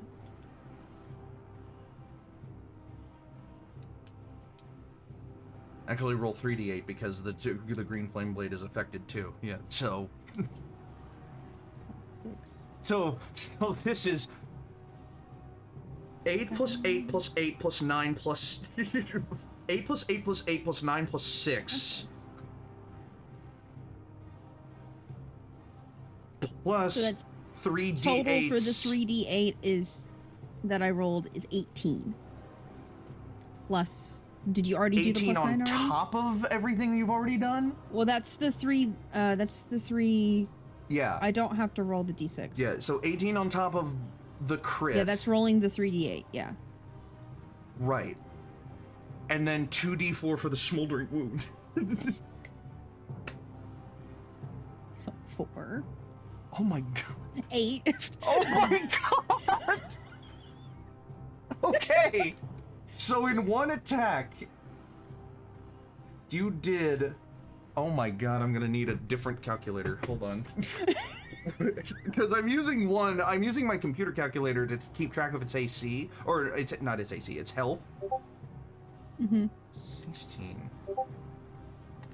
plus 16 plus 17 plus 6 plus 18 plus 8. You did 81 damage with that one swing. Oh, I'm not done yet. So anyway, I'm wreathed in flames, and I'm wreathed in flames until my next turn, and I'm shedding bright light for like 10 feet. Oh, and if anything hits me while I'm wreathed in flames, it takes a d4 damage. You're wreathed in flames. I am wreathed in flames. And if it hits you, it takes a d4 fire damage. Correct. Because of the flames of fire, whatever the Phlegathon, whatever or that whatever feat. it is. Yeah, Phlegathon. Oh, and by the way, since I'm a paladin, I get another attack, so I'm gonna go ahead and swing it at it again. Oh my god. Keep in mind, if things had gone differently, this is the person you would have fought in hell. So I just go want on. to say, while that damage is being rolled, Allie's looking out the window and just thinking to themselves, "That's hot." Okay, so your second This is attack. I reiterate. I You just want that 28? temperature. Did you just roll Yeah. a 19? Yeah.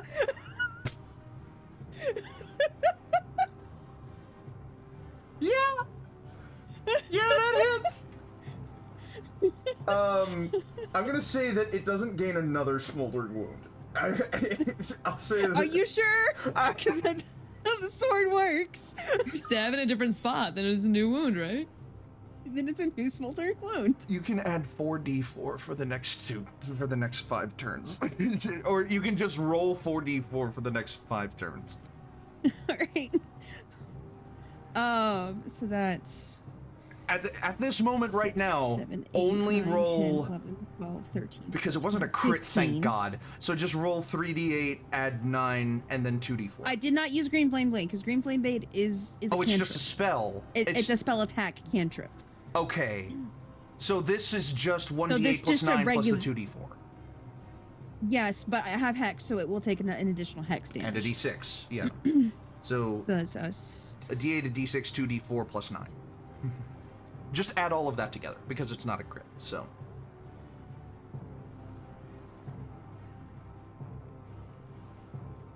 At 19 damage. That's Total? adding- That's everything together? total. That's everything together. Okay. Because I'm rolling the D8 plus 9, or the D8 plus the D6, and I have not. Do you want me to roll the additional D4? d8, a d6. Yeah, and those 2d4.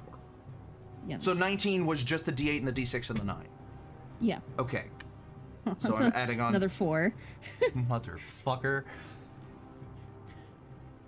So then that's 2. So 6 total. Yeah, so Okay. 6 total. On So the you just rolls. did in 2 attacks 81 plus 25. Yeah. You did 106 damage in 2 attacks. And 4d4 of that will be repeated. Actually, no. Give me 1 second. We'll be right back from a quick break. Don't go anywhere. We got more combat coming at you right after this.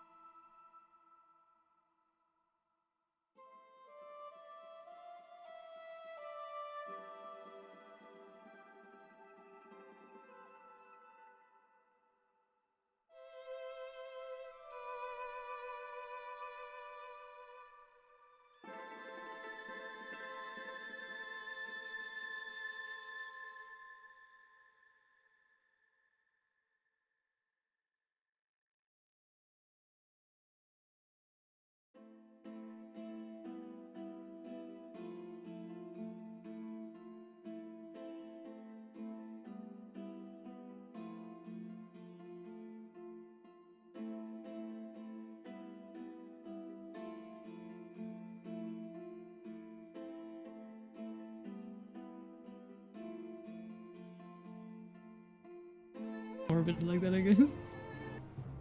Hello and welcome back. We're fighting an ice elemental. Correction, fucking demolishing an ice elemental. It is the ice elemental's turn now. Upon being fucking smote upon by Mavrin, it is going to jump in the water.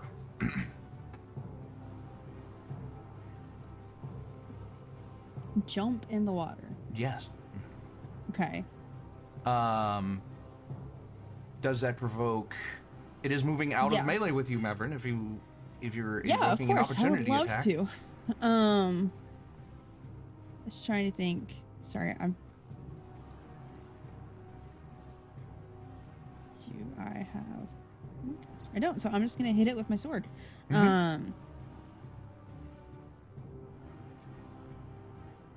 And Hex will proc again because it's hitting, or assuming it hits. Just so you're aware. You're assuming it hits. What did you get? 18, 19, 20, 21, 22, 23, 24, 25, 26. Counting. 26. Yeah, that hits. Okay. So as it leaps into the water, it takes another blow. It's 8 plus 9 plus 3. You rolled an 8 on the D8. Yeah. Fucking incredible.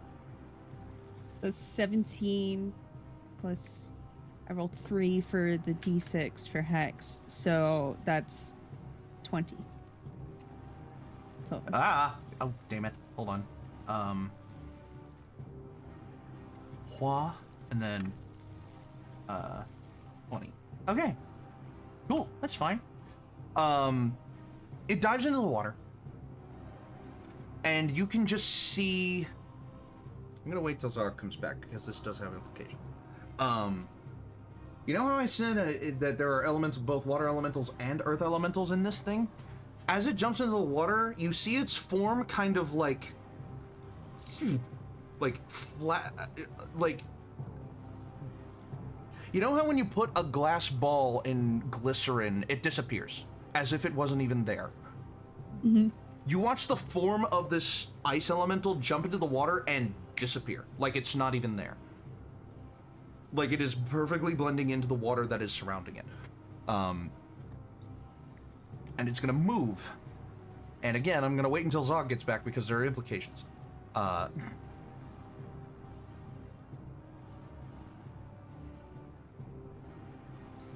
shit! What? I realized I should be adding a +4 to my bonus melee weapon damage rolls. Because of Aura of Hate. Aura of Hate? Yes. So, add... Well, 1d4, then. Wait, what is it? No, it's so, you grant a yourself and +4. any fiends or undead within 10 feet a +4 bonus to melee weapon damage rolls. So it's a static +4. Oh, so you just add 4... Yeah. and that was 3 attacks. So Those 3 weapon 12. attacks, yes. I mean, yeah, if you count that, so 12 more. Okay. Nice Just try. the- Guys. All right. Anyway, where's Sog? Where'd he go? Probably peeing or making coffee. Shut up. I'm only assuming, I can only guess. I mean, I can take a hint or a guess, maybe. I mean, powers of telepathy tell me so. The powers of telepathy. Oh my god. I can see it. You know what? I'm not gonna wait for Zog. Zog can just deal with it when he comes back. You see you see this ice elemental jump into the water, and then about 5 seconds pass, and then you all feel like so it is going to make 2 slam attacks. That is a 16 to hit the boat, and that is a 16 to hit the boat, and that is a 20 to hit the boat.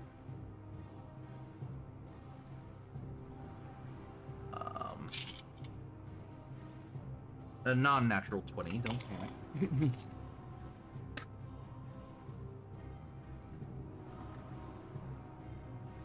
What do I need? I need D8s.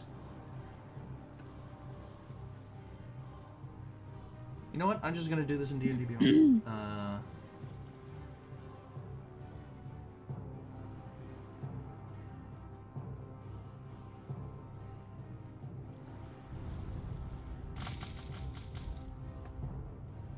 Okay.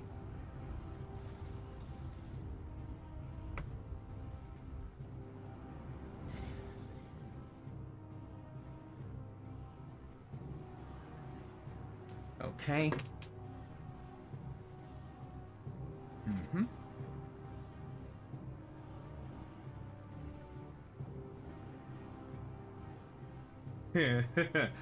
Okay.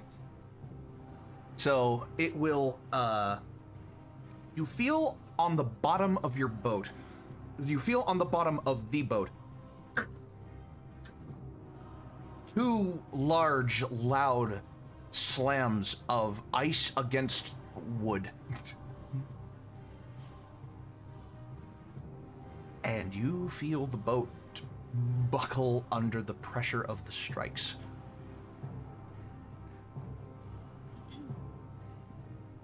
I'm sorry. While I'm driving?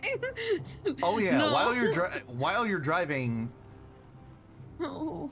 while you're driving, it like as on the same turn, it will come out of the water, leaping out of the water, if you will, onto the boat, landing in the middle of the deck.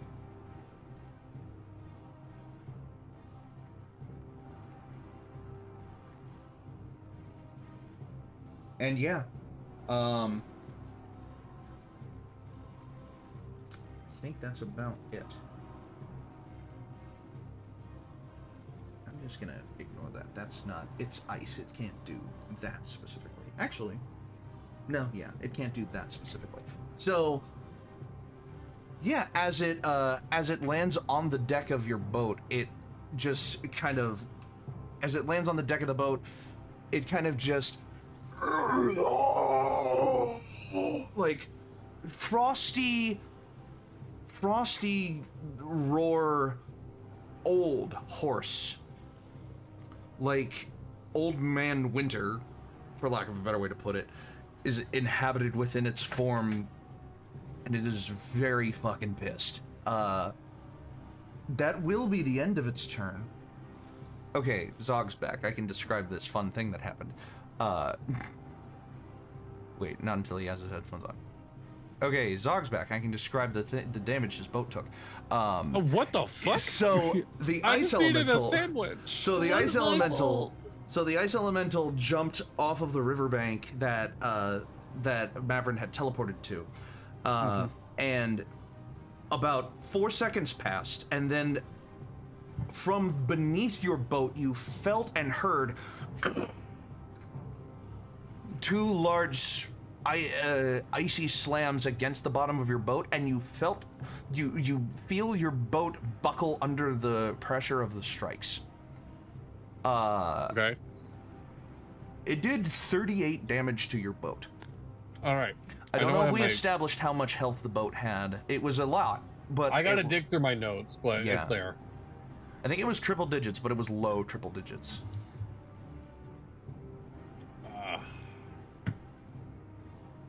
Control F, HP.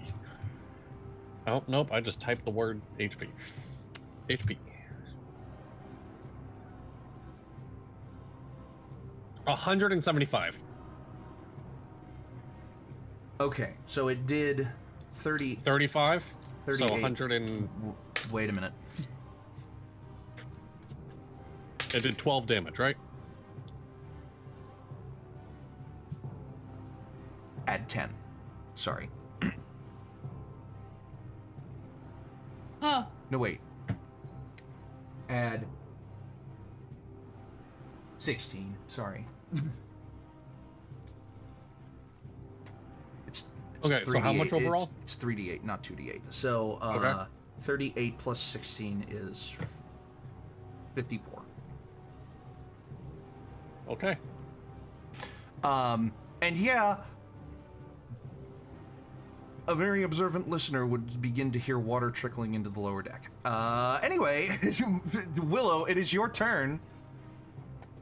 I don't know where you ended up in all of this hullabaloo, and all of this rigmarole. Just followed up, everyone. You are very quiet. What happened to your audio? There you Hello? There you go, that's better. So you followed everyone, so you're on the deck as well. You see this ice elemental, fucking pissed off. And you also, your passive perception isn't super high, is it? It's 22. It's 22. You begin to hear water trickling in the bottom of the boat as well.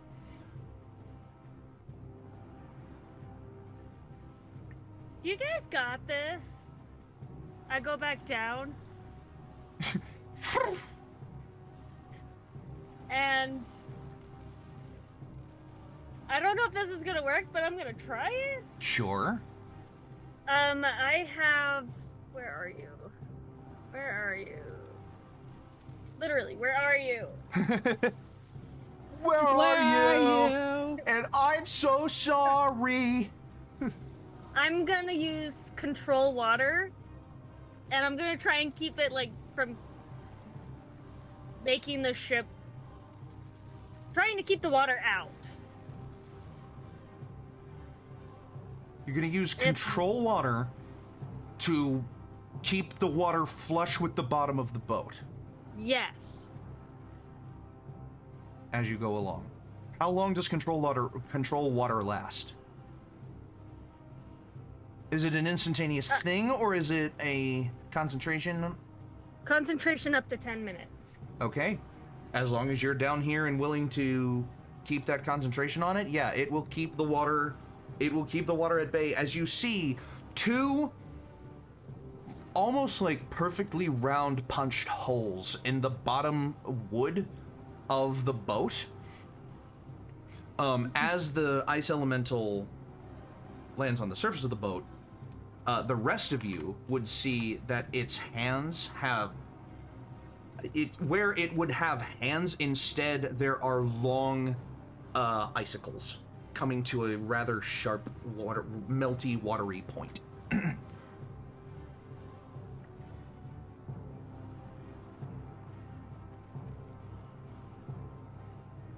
So yeah, so control water on the bottom of the boat. I love it.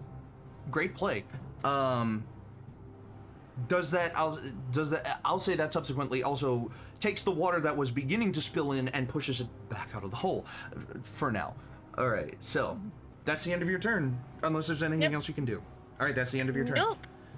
Allie, top of the deck, top of the order. Allie, My turn again. Allie, you're on. Quinlan, you're on deck. Almost literally. How far away is this thing from me?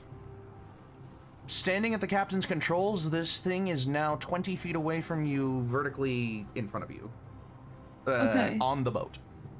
Am I enclosed, or is there like an open You are window or enclosed. something? If you are at the controls, you are inside of the captain's quarters. There's a layer of windows in between you and it. Spells can go through walls as long as I can see it, right? As long as it specifies. Depends on the spell. Yeah. There's only like Cloud of Daggers. The porthole's open. Cloud of Daggers is a summon. I can see cloud. Yeah, that would probably. I'd allow it. Okay. I'm gonna cast 4th level Cloud of Daggers directly on top of where Mr. Frosty is. Alrighty. Who's on the deck of the boat? I'm trying to avoid other people. That's what I'm trying to figure out now. It's a 5-foot cube. A 5-foot cube. Okay, it is Yeah. a large creature, so that will basically take up its space. Yeah. Okay, fair enough. So, a 5-foot cube and a cloud of daggers centered on it. Yeah. So it's cast at 5th level, so I believe that's 8. Let me see. Yes, 8d4 that he's going to take. 8d4. Yes, and unfortunately my hands are occupied with steering, so I can't pull out give myself some extra damage. So it's just going to take 24. 24. Yeah. Okay. And if it ends its turn, or when it starts its turn there, it will take 8d4 again. I'm sorry, no, I lied. It should be 4d4 plus 2d4, so not 8d4. It should be 64. My bad. That's on. Hold on. What is it? It's 64, not 8. Let me re-roll that. My bad. It's 13, not 24. My bad. No I don't know why it worries. says 8d4. 44, cast at the 4th level, add 2d4. So it's only going to be 64, but for some reason, on my spell sheet, it says 8d4 slashing. Is Cloud of Daggers... I don't understand. We can rectify this. Hold on.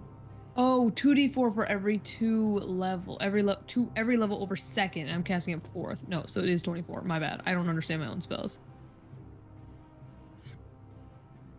I need an answer here. So is Okay, it 13 or so is it it's- 24? It's 24. It's a 2nd level spell. I'm casting it up twice to 4th level spell, so it gets 2d4 each time I upcast it. So it's Gotcha. Okay, yep. 4 that's- plus 2 I plus gotcha. 2 is 8.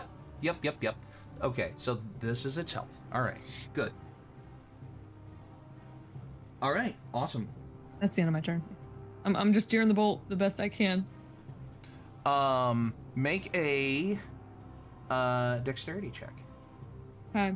Also, those of you who have Cat's Grace, that's gone now. I got a 4.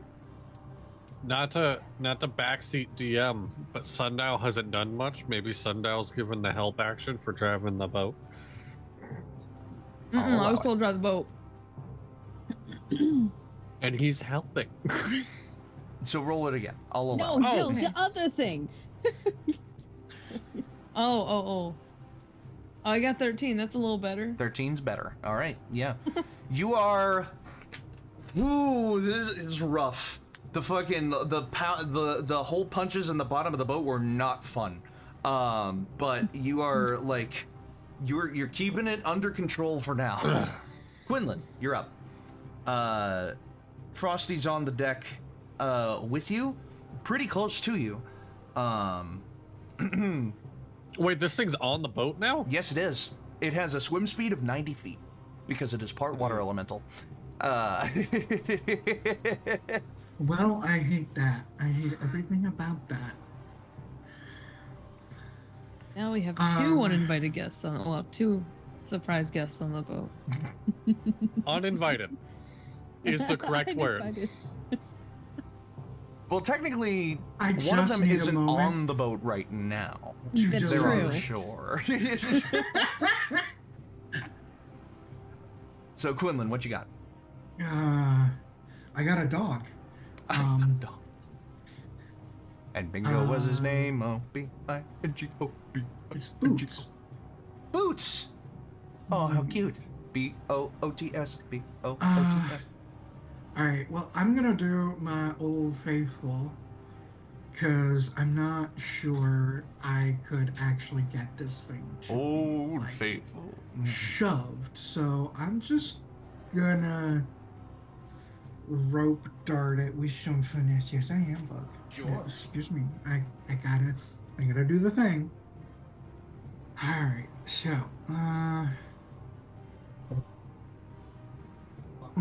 oh, that was almost a nat 20. And 10 for the first. 17 for the second.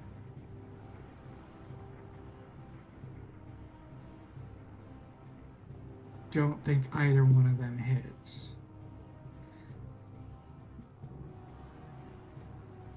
tomorrow in the dryer because I walked in a creek with them. Anyway, you said what for the first? 10. 10 total, misses. Yeah. And then 17. Meets. So it hits. All right. And then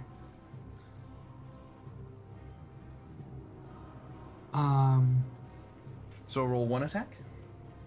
yep. Is your rope dart magical? No. All right, then I will do accordingly. And damage. 10 damage? Yep. Okay. Let's see. You feel as if your rope dart almost slides off of its surface, leaving a gash, but not as effective as you would have hoped. Um.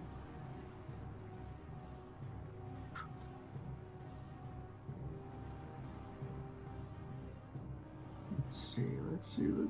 Bonus action stuff.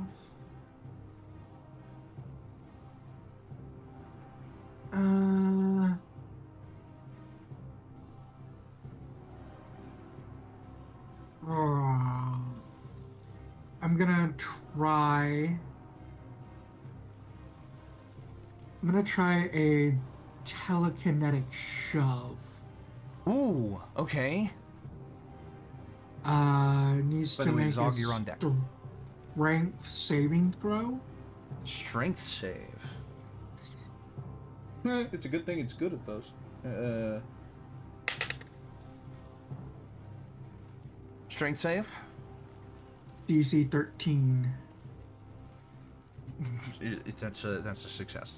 It's a pretty good success. So does anything happen on a success? Well, on a successful save?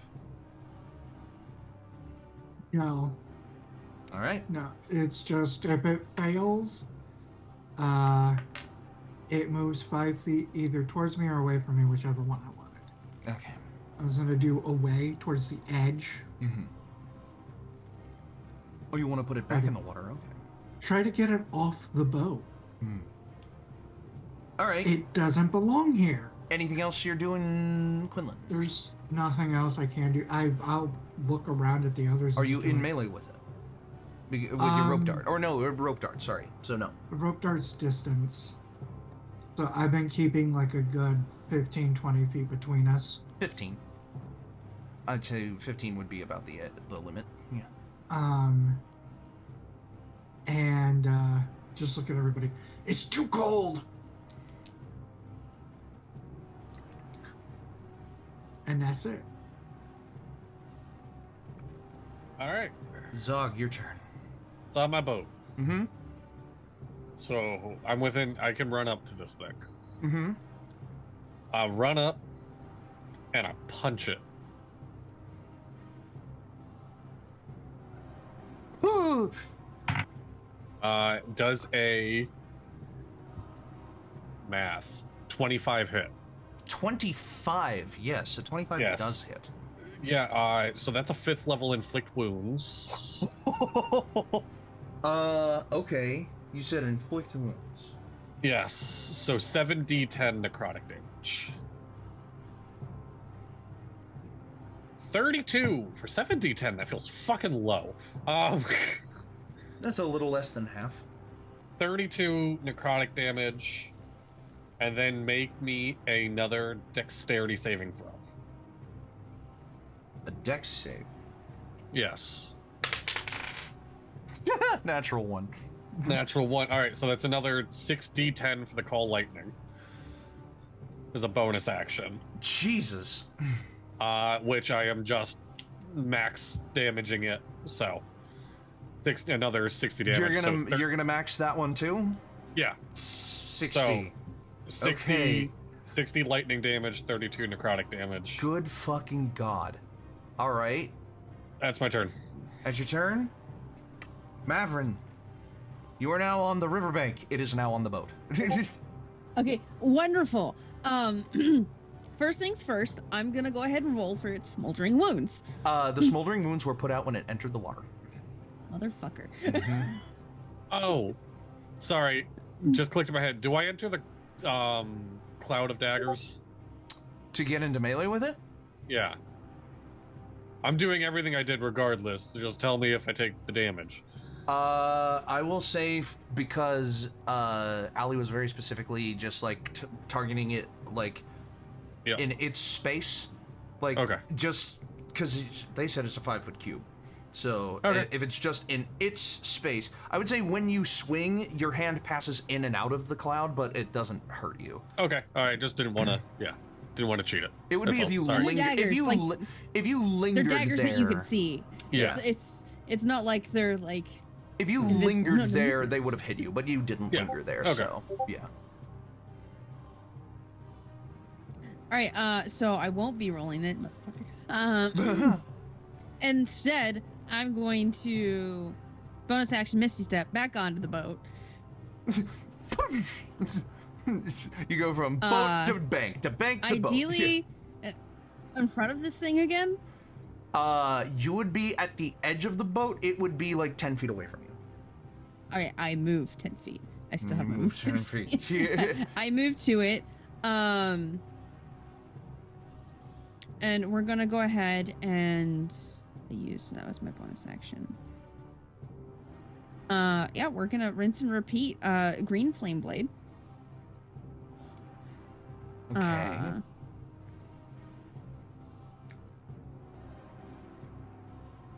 That is a 20.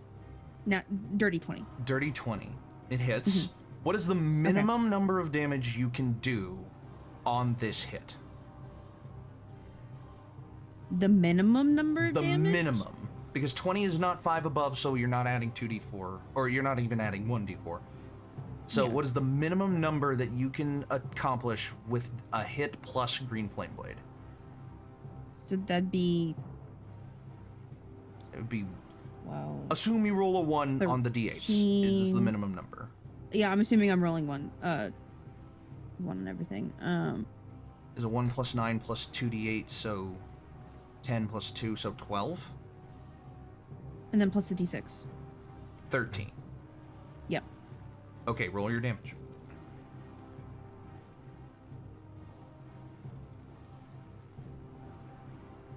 Need more dice. Alright, you know what? We're just gonna go. I with will this. say, the call light... Okay, so the inflict wounds. I double-checked, I triple-checked.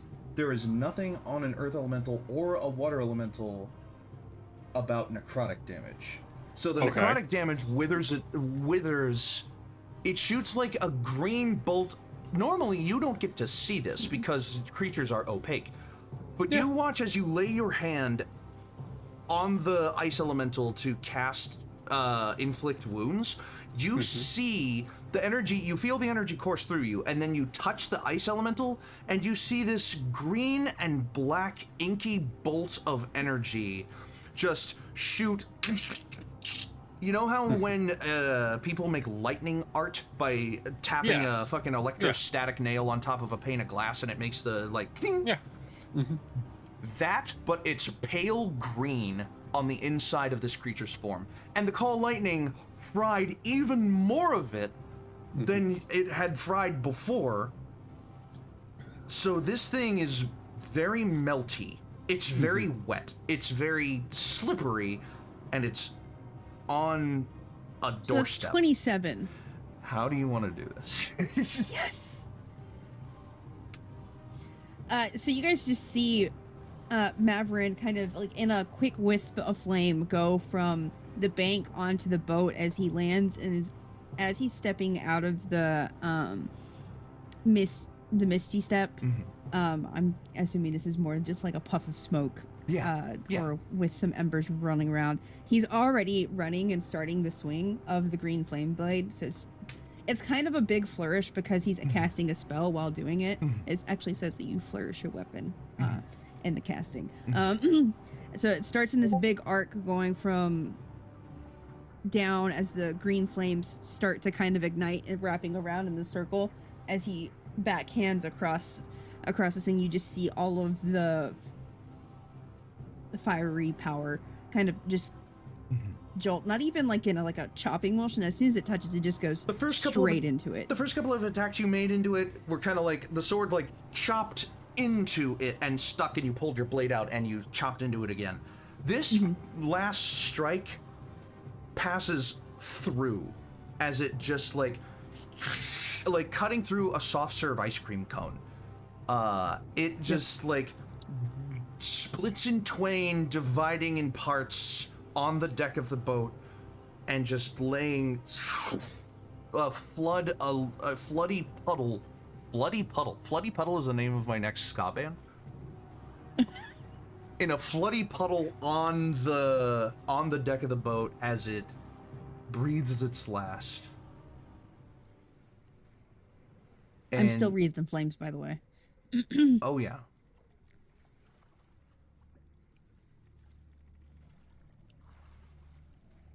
Different vibe. Instead of Rivertown, it's now Crossing the Styx. Just has a different vibe. As he turns around and looks to Zog, specifically, and does a very theatrical mock bow with the sword out to the side and goes, "Maverick ambition at your service." It's not my service you're here for. Ooh. Admit it, you're just a little happy to see me. Yeah, I thought I'd be seeing you in your own home, but, you know, welcome to the boat. This is the Toad Skipper. Toad Skipper. Toad Skipper, yeah. Like toads, they skip, they hop. Look, my parents named it, not me. Ooh, canonizing that information 58 episodes into the campaign. What brings you in my neck of the woods? Our lovely bard, of course. All of the what? Me, the lovely bard. Oh, Yeah. the lovely bard, of course. Sorry, I thought you said all of the blood, of course. I mean, probably that too. Probably Yeah. that too. I am going to... Is there anything left on the boat, or is it just kind of melting? It's melting. It's like a thin layer of water that is just yeah. Okay. I'm gonna run down to the bottom of the boat and try to fix up those damn holes. Just Willow going, no! Willow, I'm coming! Yeah. The only person in this boat I can trust, apparently. As I'm just playing with the water. Whee! Yeah. You're just playing with it. That's funny.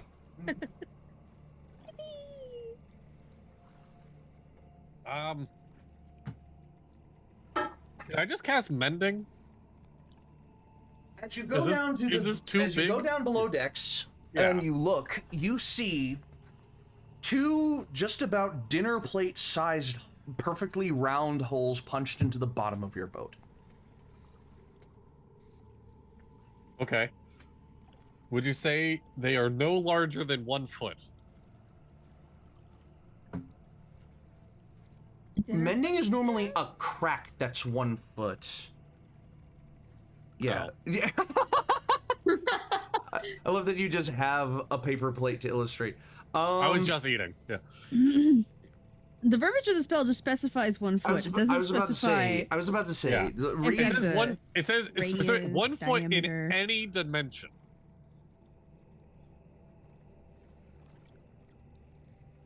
1 foot in the 5th dimension. I was just It's 13 inches wide. Okay. Yes. Okay.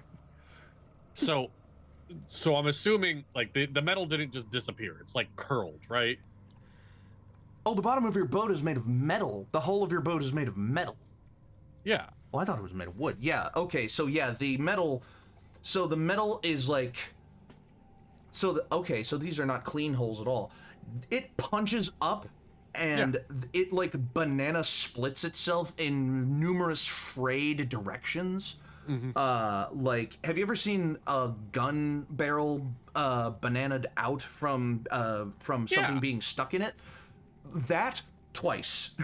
Punch into the bottom of your boat. Okay, so I recurl the metal, so it's now 12 inches apart. How are you with your... Maverick, hands in his pocket, walks down to see the damage. I'm just gonna use my big arms, Dippy. I'm a big strong boy.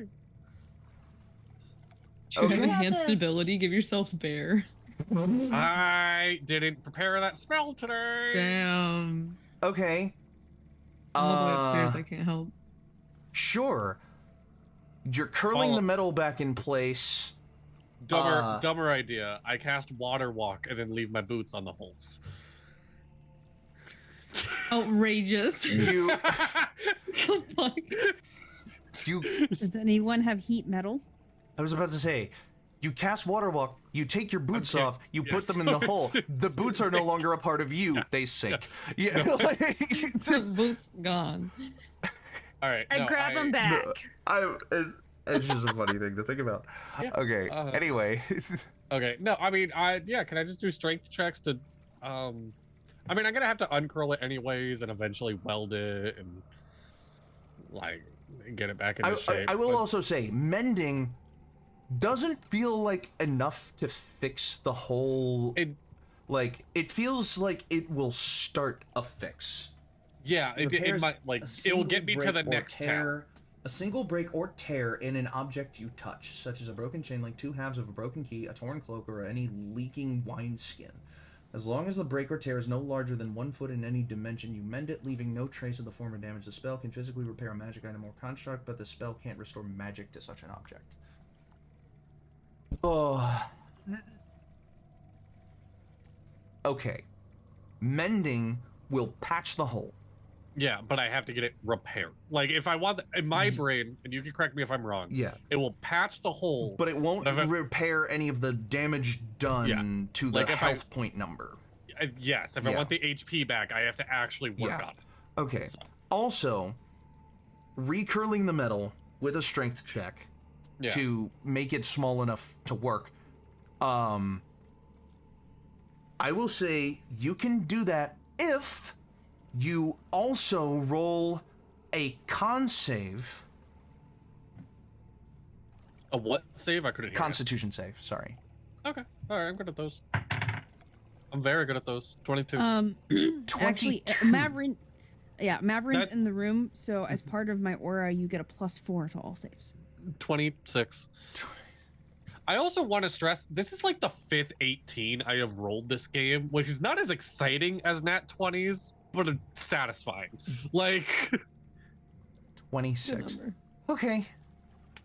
It was a high DC. Maverin's +4 brought you up over what the DC would have been. thank you, man. So you take these banana peeled strips of metal, and you just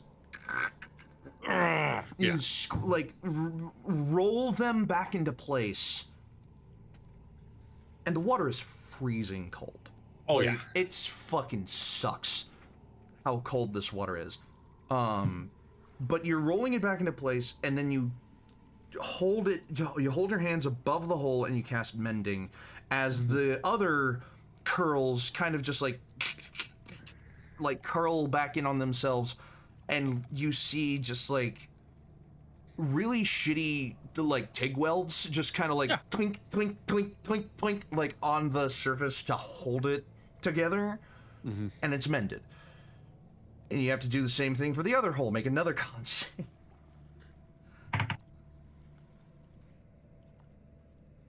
14. You cut yourself on the sharp In two edges of the metal. pieces. Sorry. You cut yourself on the sharp Yeah. edges of the metal. That was adding the +4? Yeah. What was it? The total was what? Adding +4? 14 was with adding the the +4? Yeah. Yeah, you cut yourself on the metal. You take a bajillion points of damage. a bajillion damage. No,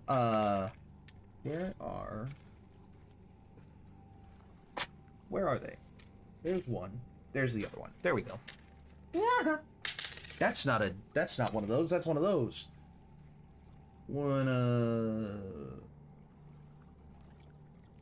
There it is. You take 13 points of slashing damage as you are curling the metal back into place, and you curl, sink, like your hand just. Ooh, that fucking sucked. But it's curled back in place, and you hold your hands over it with mending, and you mend it as well. 26 on a con save. The other one was a 14, so. Yeah. So, the holes are mended. The damage is not. But the holes are mended. I am just silently going back upstairs, and I'm going to start looking at my map to see, like, if there's a town on the way that has a dry dock. So I can, like, get... The next town is Portland. Okay. Do I know if Portland has a dry dock so I can get this fully out of the water to repair it? It is a watery town. It is, as per the name, Portland is a rather as per the name, Portland is a rather aqua going town. You, in the very few times that you have traveled this way, you never made it all the way down to Portland. Yeah. But looking at the map, the new map that you have. Yeah, my nice map. It is so detailed. It is so. There's so much intricate detail on this map. Looking at Portland itself, you see. Wait, was the map of? No, yeah, the map was of this branch of the river. Yes. So at the bottom of it, you see Portland, and you see, right butted up against the river, where the river source basically is. It gets wider in the middle, and then it kind of ends in a lake. Okay. And the lake that it ends in, you see a port, kind of a curved port following the edge of the lake, which also inhabits a majority of the space of the town of Portland itself. If the circle of Portland, if the circle of its area of influence were visible on this map, which it's not, but in case it is, 60% of that circle would be in the water inhabiting in the lake. Okay. So the port curves with the curvature. You can see one or two like floating businesses in the water. Okay. But part of the pier portion could be a pripoc.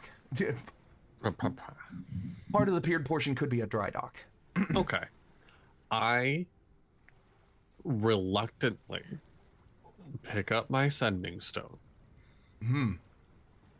And I call my parents. As you pick it up and you just kind of like...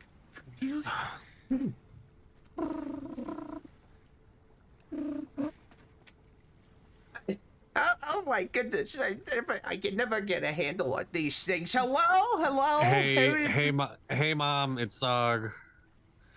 Oh, honey. Oh, it's so nice to hear from you again. It feels like it's been forever. It's been 2 weeks. Yeah. No, I know. I don't call enough. I'm sorry. What's the occasion for the call? Is Dad around? He might be. Give me 1 second, honey. And you hear like, normally you can hear the external noise. Sending stones are only attuned to the person touching them. So when the sending stone is put down, you get like not even static or a dial tone. You just get like red noise, really deep, low red noise tones. And then a few moments later, have I ever given your father a voice? I have never talked to my dad in this campaign before. The temptation is real. It is you have full control over my father. As he picks up the phone, hello, hey, who is this? It's Zog.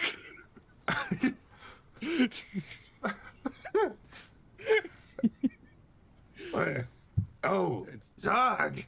Yeah. Zog, hey. Well, hey there. How the hell are you doing? I'm alright. I'm alright, Dad. How you doing? Hey, it's so nice to hear from my son again. Hey, it's Zog. Just like looking back. Sweetie, did you know Zach was on the phone? Pretty much. And he's like, Hey, good to hear from you again, my boy. Hey, how's the business been going? It's been going a little bit crazy. I can't lie. How close are you guys to Portland? I know you've been like kind of milling around, seeing some sights. Portland. Now, there's a town I haven't been to in quite some time. Let me talk to the missus. and he doesn't put the phone down for this, so you are attuned to hear him say, did your parents have names that I've given them or no? I think we've only called them Mr. and Mrs. Rankum. Yeah, I don't have any names. Jolene! How quickly do you think we could make it to Portland? You don't hear the response because only he's touching the sending stone. Okay, I'll tell him. Yeah, I'll tell him that too, Jolene. I'll tell him that too. And if you hear all of that as if he were yelling directly in your ear. Yep. I am so used to it. Yeah. We could probably be in Portland in like 2 days. Okay, is that pretty much the timeline I'm gonna get there too? If you finish your day's travel, which we will, finishing your day's travel would put you in Portland. Oh, okay. Yeah, that works great. The Toad Skipper got a couple holes in it, and I don't like paying the shops to do it unless I'm near Tesla, so like... Couple of holes? Yeah, you want to come give me a hand in fixing this? You know the boat just as well as I do. Oh, well, sure would like to hear the bold-faced lie that you're gonna tell me about how those holes got there, but ice elementals. Now I know that's a lie, but I will help you. Yeah, no, thanks, Dad. I appreciate it. Just give us a couple of days and we should be down. Yeah, no, we're gonna be in Portland for a bit. We'll get there like tonight, tomorrow morning. So.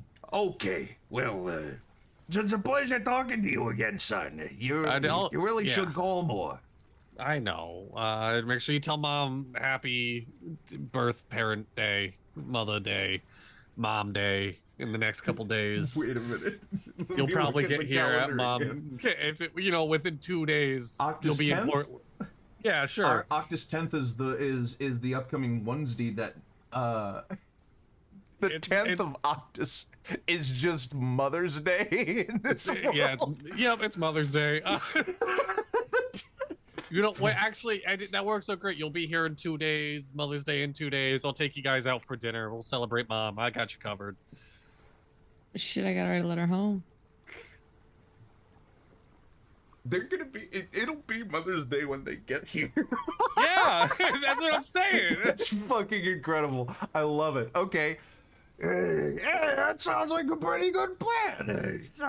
Sounds pretty good. Hey, speaking of mothers, how are you and that one girl? Which girl at this point, Dad? This is Dippy my forgetting. ex-wife? This is Dippy forgetting your ex-wife's name. Sandra? No. Maury. Samori. How are you and Samori holding up nowadays? Have you talked to her again? I mean, we've been divorced for years, Dad. Yeah, but still, have you talked to her again? Like, I did. I'll just talk to you about it when I see you, I guess, because I mean, saving the juicy details. All right, that's enough for this old man here. Okay, listen. 2 days, I'll see you again. And I'll see what I can do about helping you fix up your boat. In the meantime, don't get yourself in too much more trouble, huh? Yeah. Ice elementals. What a load of... And he hangs up before he finishes his sentence. All right. Yeah. Yeah. So, I will say that the rest of your day goes by as the cold air subsides. The squall passes. It breaks. Everybody's just standing around Maverick because he's warm. Yeah, exactly. The rest of your travel will pass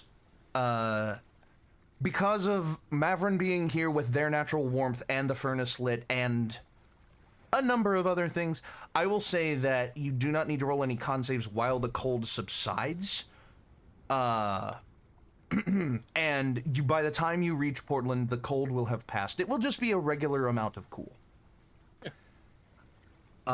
It will be nighttime when you make it to Portland. The sun will have set, but you pulling in, you see, like, lamps, kind of posted up every so often along the port, showcasing piers and, yeah, there you go, showcasing, like, each individual pier and docks just all jutting out into this lake. Some of them are a little higher up, some of them are a little lower down, and you see this large, floating, buoyant building as you approach that has its own pier, kind of in a circular pattern around it, but you can see it's visibly rocking back and forth with the natural ebb of the water. And you see a sign dangling from one of the walls, actually from each of the walls, because it wants to advertise as much as possible. You see this is actually a tavern called the Leaky Faucet. I love that. And it is actively swaying and rocking and rolling in the water. You can only imagine the amount of seasick that the people inside are feeling because it also serves alcohol.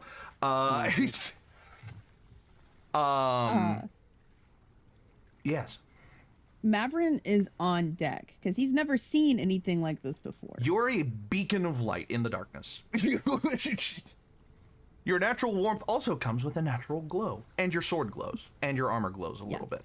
The surface world.